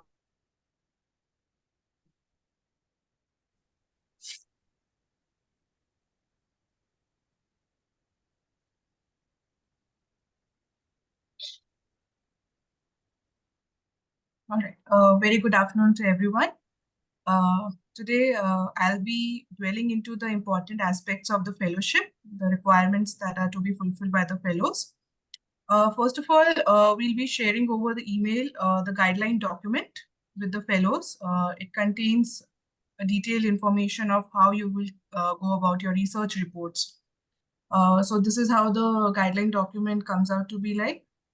First, we have the full-on about section of the fellowship. Moving on, we have provided the details, and there's also a link to our first fellows cohort research reports that we have published in an edited format. And this is something that we'll show you at the end, how the reports have been put together. Moving on from this slide, please. Right, we have provided the program time structure as well with you in the guideline document. Along with this, it will be provided in the event page as well. You can go through this where all you will have the sessions. Moving on, please. Right, we have the program details here. So month one will be the orientation where you will be apprised of what are the qualitative research method class, research tool preparation and testing, stakeholder mapping. Month 2 will delve into the pilot and fieldwork, research writing and report class as well. Month 3 will be fieldwork and reporting. Month 4 will be reporting, analysis and report submission along with report review and completion. It is to be understood there are 3 compulsory components of the fellowship. First being the abstract submission of your title and the topic that you're going to pick. Second is going to be the presentation of the research report that you have undertaken, and third is submission of an article to be published in the edited book. Also, please note that when you are undertaking your research, it is advisable that you take pictures and small clips as well of your field work and share it with us. Also, the participants will conduct field work at their own expenses. Moving on. Right. We and the guideline document, we have also mentioned the timeline that you're supposed to refer to for abstract submission, presentations, and your final report. First being the May 12th, which is going to be next session, which we are going to delve into the topic selection and discussion with the chair and the experts. May 16th is your abstract submission. After you'll have the discussion, there's going to be abstract submission. And we are also going to circulate in the coming week a Google form where you will fill up the details that involves your topic, your location, your area of study as well. May 19th and moving forward till July 7th is going to be your interactive discussions as well with our chair and experts to discuss or clarify any of the issues that you're facing during your research or any clarification that you seek. Also, you can reach out to us at the email for any of the clarification in between that or any suggestions or any kind of support that you seek from our expert and chair. We'll reach out to you via email as well. On July 25th is a submission of your final draft of your research report because that is also supposed to be given via email for review and suggestions from our chair, Vibhuti ma'am. And August 4 and August 18 is going to be presentations where the fellows will present their research reports in slide form. I'll come to that in the following section. August 18 is again going to be program presentation, interactive session with the chair and the expert. August 20th is the final deadline for the final report submission. And there's going to be, as per the IMPRI guideline, which we have mentioned in the guideline document in the following pages. Moving on from the timeline, we have the program highlights. Next, we have mentioned the research guidelines. You can see that how you're supposed to put forward, put your research. There's going to be a defined research problem. Then there's going to be a literature, review of literature. Then there's going to be formation of a hypothesis, designing research methodology. Then comes your collecting data stage, and then the analysis, then interpretation and reporting, and your conclusion and recommendation that comes forward. You can also look at the phases that in which you're supposed to go about your research. The phases are also oriented with our program time structure. This is how we'll help you and support you as you carry out your research. Moving ahead. Right. As Sir has also discussed the various ways in which research is supposed to be conducted, like stakeholder mappings, the various kind of tools that you're supposed to use. Moving forward, Priyanka. Right. We have also outlaid the broader stakeholders that are to be identified by you as per your research. We have provided how they are government, legislative, then we have government implementing agencies, professionals such as journalists, lawyers, activists, doctors, civil societies, beneficiaries, academicians, researchers, relevant individuals and citizens. And then we have also detailed about how many stakeholders you can go about, which is usually 15 to 20 stakeholders for your interview. And also we have also provided you with the techniques to identify the stakeholders we have mentioned here, such as government websites, Google search, snowballing. Then we have also provided the tools preparation. Moving forward, right, we have provided you how you can go about conducting interviews or focus group discussions or semi-structured questionnaires, whichever is suitable, and as per discussion with the chair, you can select your tool. Then we have the tool testing stage as well, pilot study. That is also something that has been, we have provided you details, and then comes the fieldwork stage as well. Moving forward. All right, we have the report writing as well. Also, while you're going to conduct your field research, we are going to provide you with a letter of support for you to go up to any of the stakeholders to show that why you're conducting this research, what is your affiliation with. So we're going to provide you with that letter of support as well. Moving forward with this, we have provided the style guidelines. As you will come to the reporting of the research, you're supposed to adhere to the style guidelines. We have mentioned how they are supposed to be Times New Roman, font size, styling, spelling. What are the kind of things that you're supposed to take into account, such as abbreviations, how you're going to write that. Numericals are how they are supposed to be written, date, how they are supposed to be written when you're going to write your research report. Moving forward. So everything is mentioned here. Also, we have mentioned the reference style, which is the APA one that IMPRI follows. Kindly adhere to it. And we have also provided with example how you're supposed to write it. If at any point you have some doubts, and also cross-reference your references as well. That is also important to understand where you have picked up, what idea you have picked up of the author that you're quoting, right? Also, kindly adhere to the reference style in this. We have given you the example as well. Moving forward. All right, next one. Right. Now, the research report, there's a certain layout of your research report, how you're supposed to present it and provide it.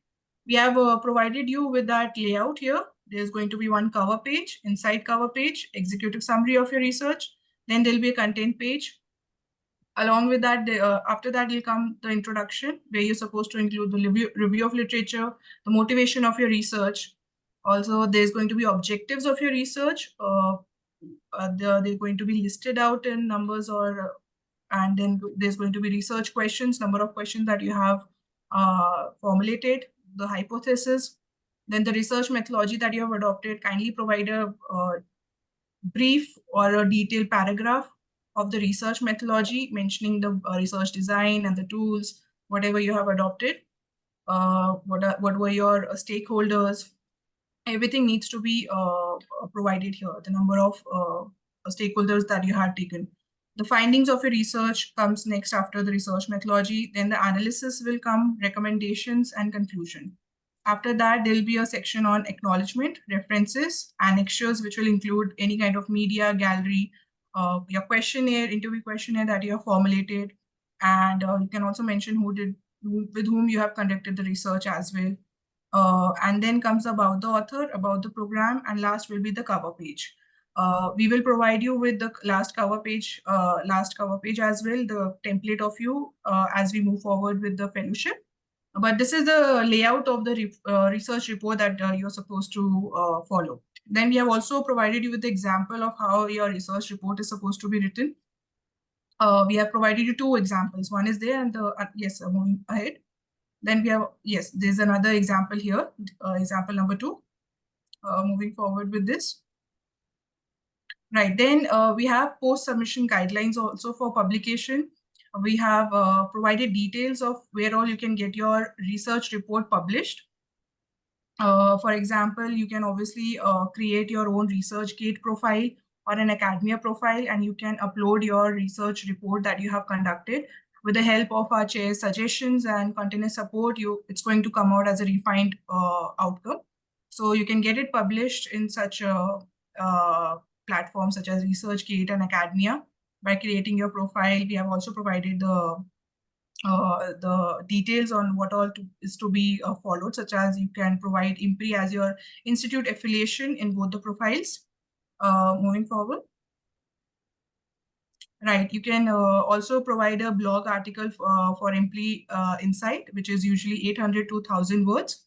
You can look up to this at IMPRI website as well. We have provided a link for submission guidelines. Then as I've spoken about the contribution to the edited book volume, which is supposed to be in 3,000 to 4,000 words. And we have provided you the template of how it is supposed to be written and submitted to us for the publication. Then you are supposed to present the PPT. It is supposed to be in 5 to 6 slides. In 5 minutes, you're supposed to put forward your findings and recommendations of the research.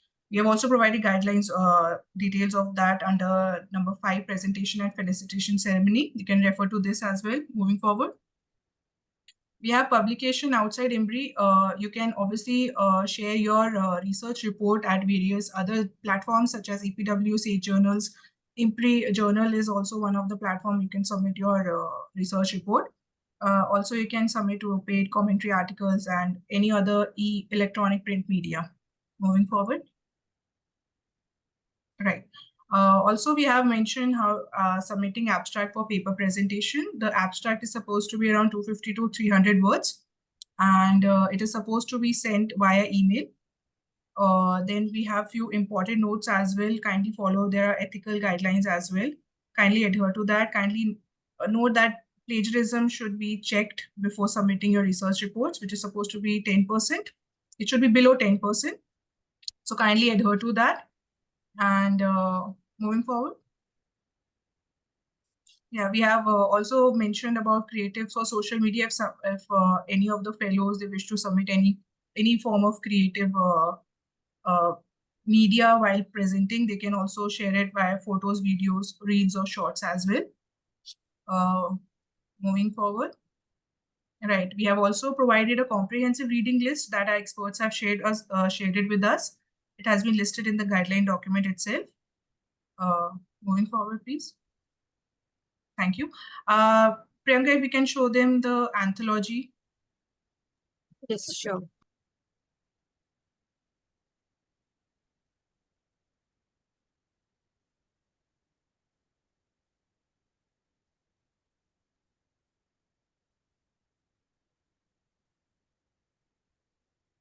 Yes, this is from our first cohort, the research report.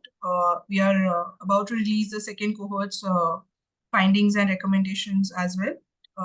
Can we go to the next? Yes, this is how the book. Yes, moving forward.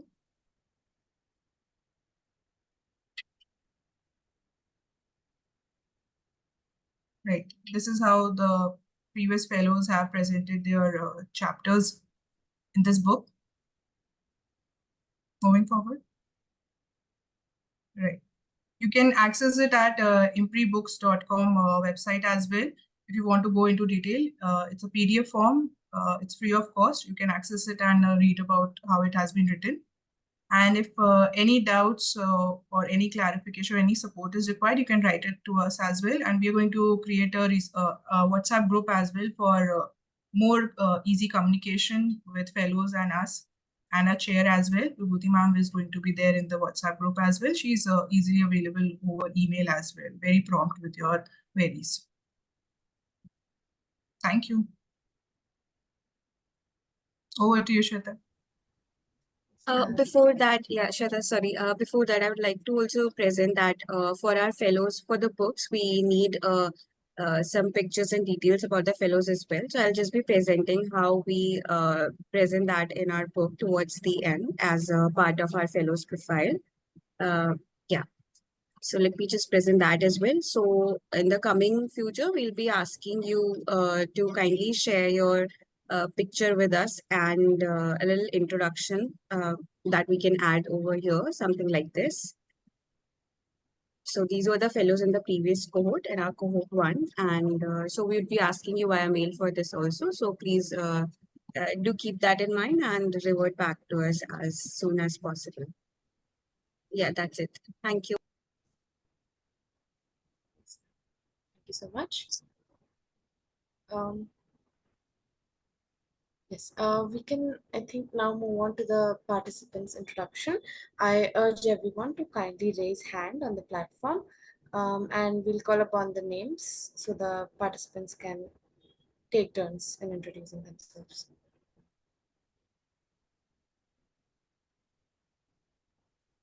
Yes. Kalyani ji. Yeah, I think a little bit of my introduction has already been done. But hi all, I'm Dr. Kalyani Talwalkar. I'm Assistant Professor and Faculty in Charge, Research and Development Cell at College of Social Work, Nirmala Niketan. So I teach three main areas of interest I have.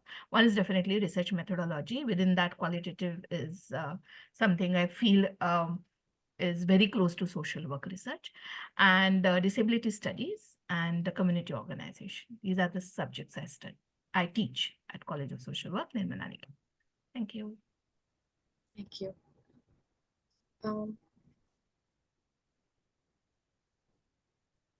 Thank you, Dr. Kalyani. Nice to have you. Yeah, yeah. Dr. Manoj.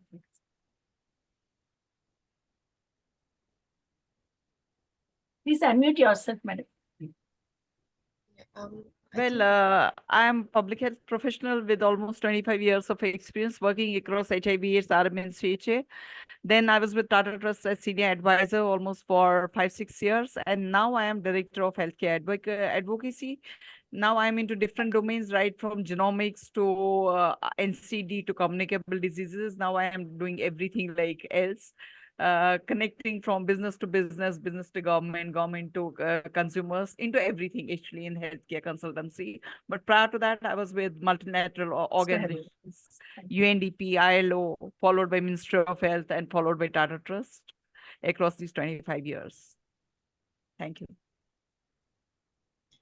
Yes, thank you, ma'am. I would also request Kalyani ji to mention your research topic, if you have decided. Research topic. Okay. My doctorate was on the topic of school recreation, focusing on co-curricular and extracurricular activities in special schools for children with hearing impairment and their development, their impact on the development of these children in the school. So I had looked at non-academic activities in special schools and how they help the children with hearing impairment in learning also, and in their school engagement also. So that was my doctorate.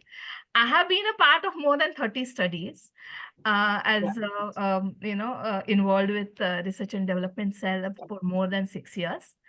And I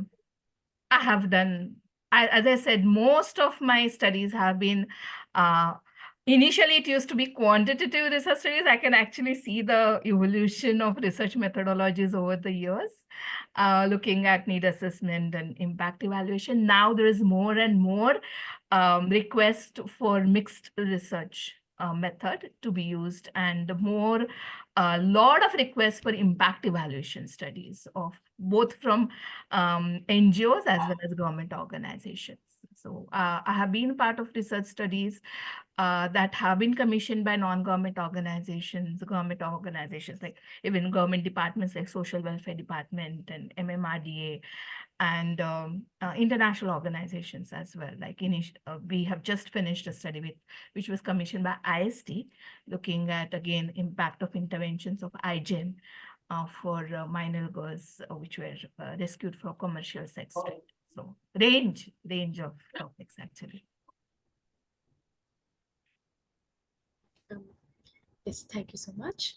For the upcoming participants' introduction, you all must be receiving invites to join as panelists.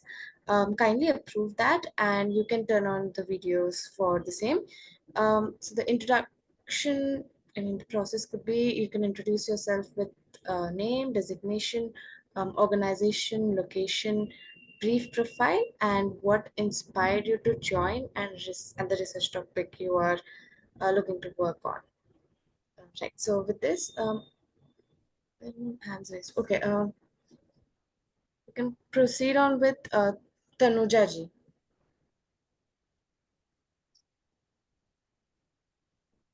Hello. I'm Tanuja Sachdev. I am an associate professor at Jesus and Mary College, Delhi University. Am I audible? Yeah, now yes. Okay. So I'm an associate professor of political science at Jesus and Mary College, University of Delhi. Over the years, I've just moved from different areas, from foreign policy to Indian government, public administration. So varied areas. As a teacher, you're not confined to just teaching one course, and feminist studies. So vast areas of interest. I was inspired to take up to get training in this particular area because I think over the years I have felt, and this is where this research, this kind of research is of immediate interest because of, what they said, action research about bringing about social change, not being confined only to research journals. This is the reason why I was interested in taking up this course, and I'm really looking forward to working on it in the coming. Thank you. Yeah, honored to have you. Thank you.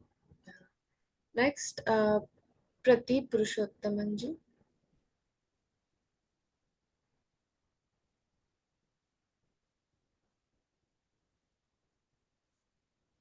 I think, sorry, I'm mute. I was muted.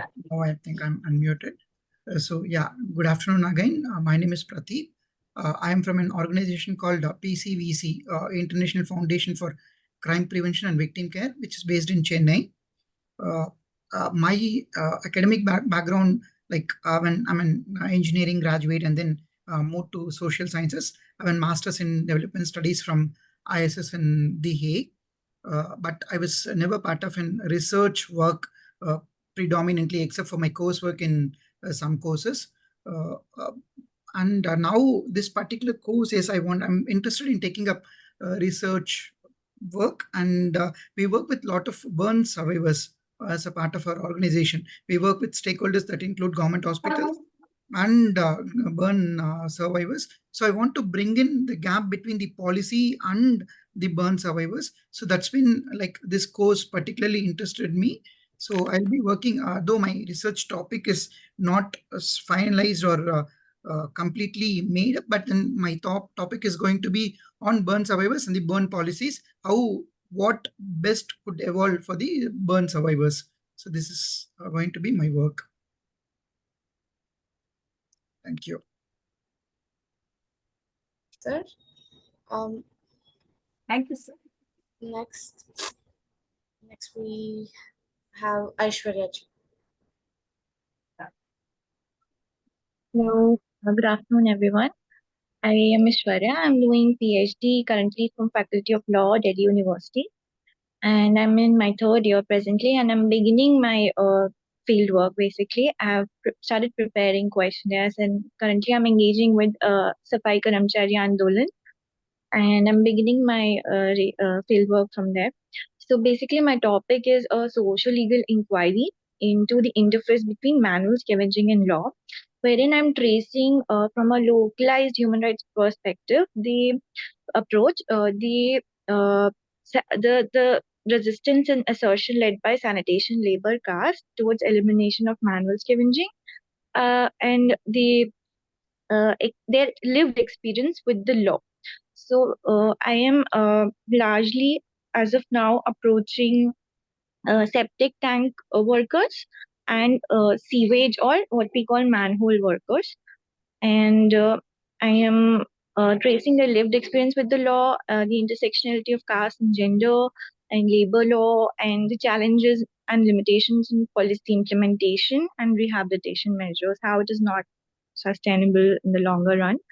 So that is the research, and I'm going to collaborate with multiple organizations working in the area, such as DASAM, Dalit Adivasi Shakti Adhikar Manch, SKA, and I'm currently thinking of adopting interpretive phenomenology as my methodology, because I'm interviewing multiple stakeholders. So, and I feel that this program is going to benefit a lot in terms of enriching my understanding of conducting a qualitative research. Thank you, everyone. Thank you. Dipanjali ji.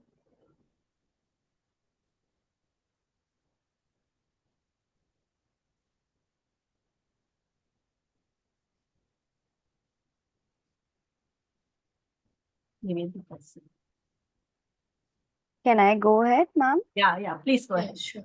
All right. So my name is Nivedita Singh, and I am from Delhi, and I'm passed out from Delhi School of Economics, University of Delhi, Masters in Geography, and I completed my bachelor's from University of Delhi, Kamla Nehru College.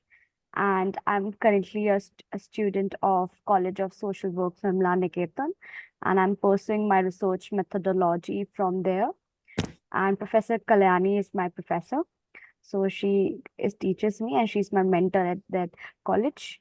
So yeah, and my research area lies in the domain of climate change, sustainability, and gender. And I have done more than 35 research conferences at international level, including UK, Sheffield, Westminster. And currently I'm fellow in London, and lots of things are there. So I am dwells in academia, I can say that. So yeah, it's all about myself. Can I go ahead, ma'am? Yeah, please. My name is Shanmita, and I'm sorry I don't have the bandwidth to turn on my video. So I'm a fresh master's graduate. I graduated in international relations, and I'm really interested in the field of policy making. Right now, I work as a social sciences teacher in an international school for grade 8. But it's been restricting me. I'm not able to talk more than revolutions and wars. So I really want to expand my horizons and go further in my career. So my dissertation in my master's was the study of climate refugee crisis as a non-traditional security threat. And I had come up, of course, it was a research based on secondary resources. I couldn't literally use primary data. So I came up with a preventative approach and a policy-oriented approach. A preventative was carbon sequestration processes, and I also came up with a policy-oriented approach for the existing climate refugee crisis. So I am looking forward to this fellowship to enhance my skills in research and hopefully publish a good one in your book. Thank you. Thank you. I can proceed. Next, Ankita Kumari ji. Am I audible? Yes. Dipanjali ji's this thing is not working. She can write in the chat box. Those who are not able to unmute, please write in the chat box. Okay, am I not audible? Yeah. You're audible. Okay.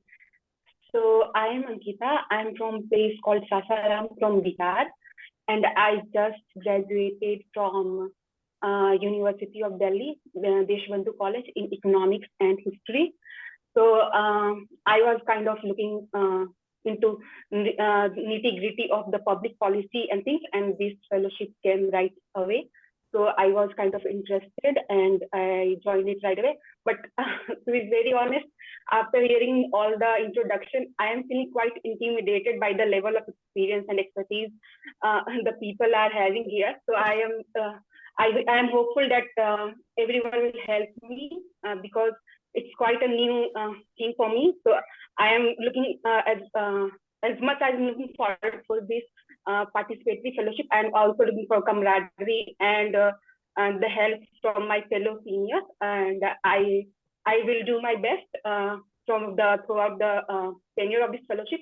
And I have not finalized the research topic yet, but I'm quite interested in the self-help group in the local villages of Bihar and the Manrega. I have done a report on Manrega while I was in college, so I am I would like to expand on those things. Thank you so much. Thank you. Participants can raise hands if they wish to go ahead next. Hi, can I go next? Yes. Hello, my name is Shreya. I am Yes. currently working as a research associate in the Sustainable Futures Collaborative. I've been in the same role before this in the Center for Policy Research. And my background is in economics. I've done an MA in environmental economics, followed by an MSc in international development from Manchester. And then I've come back to kind of try to work in climate policy in India. I was interested in this course because it specifically spoke about research methodologies. I'm interested in qualitative research. I would like to pursue a PhD at some point in urban adaptations, and I wanted to use participatory planning as part of my methodologies. So this course kind of seemed to fit into that. I'm still not sure how I would be going about the fieldwork thing.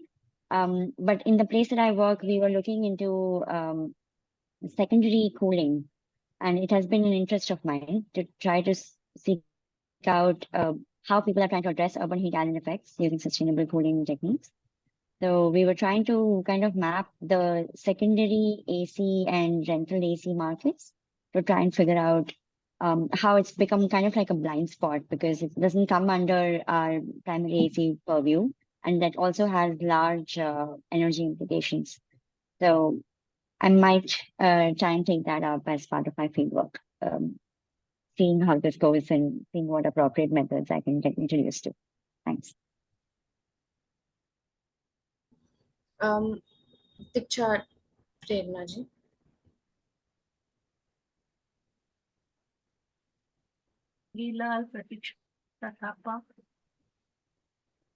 Hi, good afternoon, everyone. My name is Diksha Mukhya, and yes. Okay. So my name is Diksha Mukhya, and I'm from DLR Prerna, an NGO that is based in Darjeeling. So I've done my graduation from Delhi University, GS in Mary,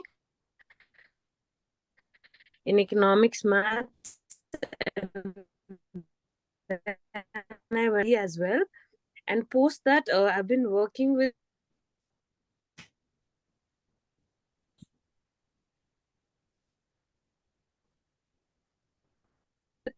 the DLR Prerna under currently 2 projects. So one at our partner schools and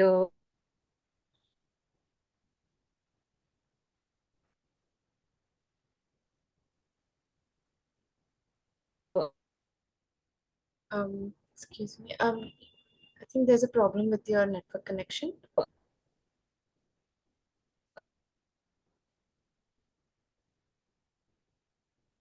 Okay, maybe Diksha ji, you can just put your introduction in the chat box. There's okay,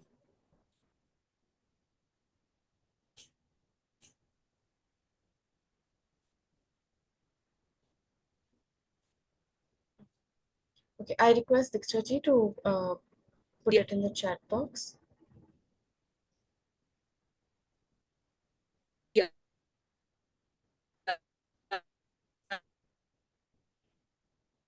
The on adolescent mental health project, the children. So currently my research with the child rights. Hello. Sure. Can you hear me right now? Yeah. Yes. I visited your organization for the train, Prerna in Darjeeling. They are doing excellent work with this school children on mental health issues. Thank you. Yes, ma'am. Thank you so much, ma'am. Thank you. Thank you so much. 2019 in your organization. Oh, okay. That's not much ago, ma'am. Yes. Thank you so much, ma'am. In the chat, yeah. Thank you, ma'am. Sure. I'll put it in the chat box. Dipanjali has written. Shweta, you can.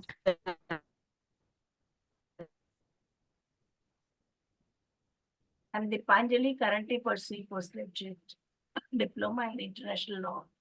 I have completed bachelor's in political science department at Delhi University. I am a research intern and is currently exploring field of research.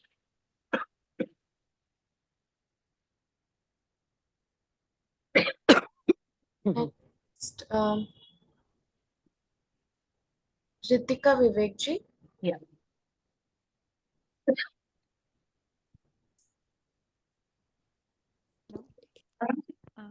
Can you hear me? Yes. Hi, I'm Ritika. I'm from Chennai and I'm currently just finishing my master's in development studies.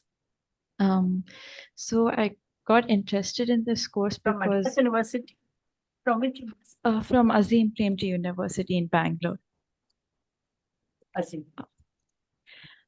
So we have a course on qualitative research, but I was interested in how research can inform policy. So that's why I got interested in this course.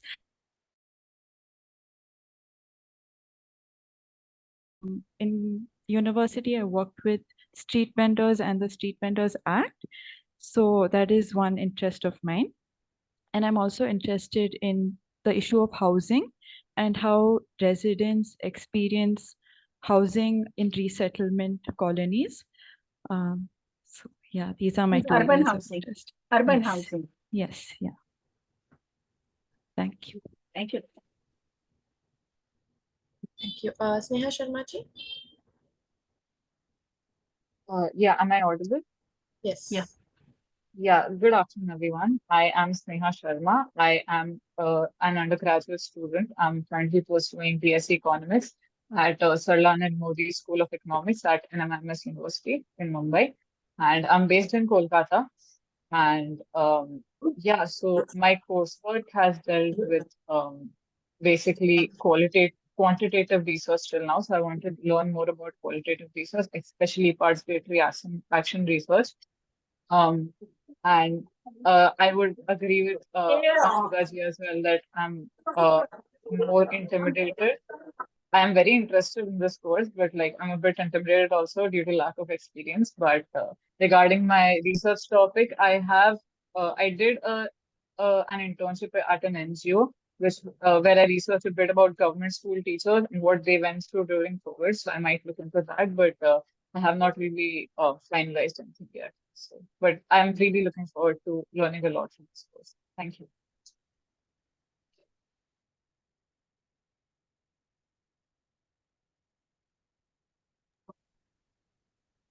Sweta, you're on mute. Okay, sorry. Shrishti Chetri ji?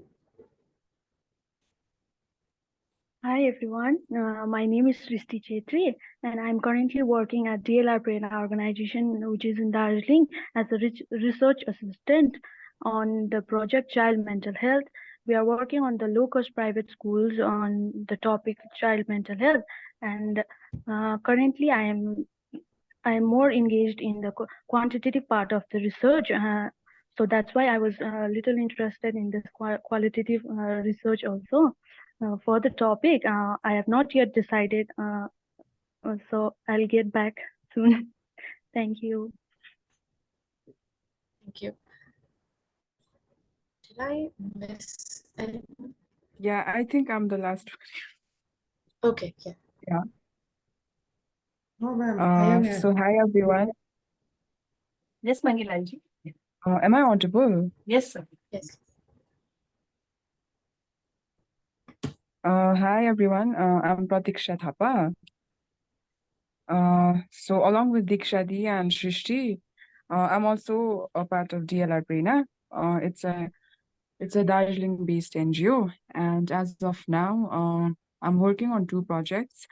One is Tea-Leaf Child Mental Health. Over there, I'm working as a research assistant, and the other project is Tea-Leaf Adolescent Mental Health. Over there, I'm a project officer. So on the both of these projects, I think we are mostly working with children and their mental health, which I think kind of goes with my background, which is in psychology. I have done my bachelor's from Indraprastha Women for college in DU, and I've done my master's from Sikkim University. Yeah, so I've always been interested in qualitative research. So, and policy making and all it's something that is very new to me. So yeah, I'm very interested as to how like qualitative data goes with these things and all. So whatever sir said earlier was very interesting. So yeah, I'm looking forward to how the this fellowship goes. Okay, thank you. Thank you. Mangilalji? Yes, ma'am. Good afternoon, everyone. Yeah. My name is Mangilal. Little and louder, Mangilalji. We are not able to hear. Yeah. Good afternoon, everyone. My name is Mangilal, and I am currently pursuing my PhD from Chaudhry Charan Singh University, Meerut. And my PhD topic is the urban employment policies, especially a policy recently launched by the government of Rajasthan for the urban area. So, and I have finished two projects as a research assistant, which one on the Ayushman Bharat and second on the tuberculosis programs of the Indian government. Right? Thank you. Thank you. Thank So we have a very interesting group of people who are already pursuing research, and now, yeah. So it's going to be very interesting and very lively sessions we are going to have. Yes. Yes. Okay. Thank you so much for your participation, everyone. In our previous cohort, our fellows had enthusiastically completed their research reports. Our duty was to take it further to the public as it talked about major issues, followed by critically curated, well thought out recommendations. Hence, our anthology of the reports submitted by the fellows came into being. So IMPRI books, upholding the tradition of publishing books of the highest quality in the multidisciplinary areas of research and policy impact. With this particular publication, we aim to contribute to scholars' interest in analyzing evidence-based and action-based studies. We hope to continue the same within the upcoming cohorts as well, including the one starting today. We will share the anthology with you over email and request you to go through it to get an idea of the kind of topics and policies that have been dealt with, along with the formatting template for the chapter. Kindly note that the guidance document that we have shared contains information on all of this, including the template for the research report and the chapter. So with this, we come to the end. I request Vibhuti ma'am for her remarks, closing remarks.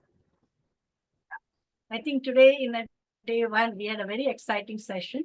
And we also realized that how participatory action research is a various origins. Like when I told in the beginning, it all started in the Latin American countries, where two educationists, Paulo Freire and Ivan Illich, they used it for changing the syllabi of the educational institution, which was basically a very colonial way of imparting knowledge, where the people's problems were not included. But what we have seen that in a different regions, as per the unfolding of the reality, participatory action research has been used not only as a tool, but also as a vision for the transformative change to bring in the communities, in the societies at a subnational level, and also at a macro level. So people affected by the particular problem, they are the major stakeholders, and the researcher acts as a facilitator, and it is a collaborative co-creation of knowledge that we do, and it is a very democratic process, which is a bottom-up process of knowledge production. It also accepts plurality of perspective. It is not that my way or a highway kind of approach. We go with the open minds. We don't have, like we economists have models, or sociologists have structural functional analysis, that kind of all-know complex which the researchers don't have here. They are basically, they go with a tremendous humility to understand from the reality, and they also own the engagement is extremely deep. So exploring materialities, emotionalities, and aspect of non-representational experience, which are, they inform the progressive change. And that's why participatory action research has been exciting in terms of synergies with the social movements or feminist activism or the post-colonial, post-structural, post-modernist thinkers as well as practitioners have used this. It's not only limited to one particular discipline. Even the school of the architectures, engineers, even the medicine and fine arts, they have also used these methods for new construction of knowledge, which is rooted in the reality and which has a transformative potential. So I think this engagement of both productive engagement with the power and the area of language, representation, subjectivity, they are extremely important in participatory action research, because here the data is not numbers and percentages, but in a qualitative research, that your data are your words, your narrative, your observation, your feelings, the responses that you get when you see the unfolding reality. So I think we are going to have very, very exciting session in the coming months also, because all of you are so proactive, and your responses to the presentations by the expert, not I would say that by the facilitators, are also going to be very, very valuable in the coming sessions. Thank you very much.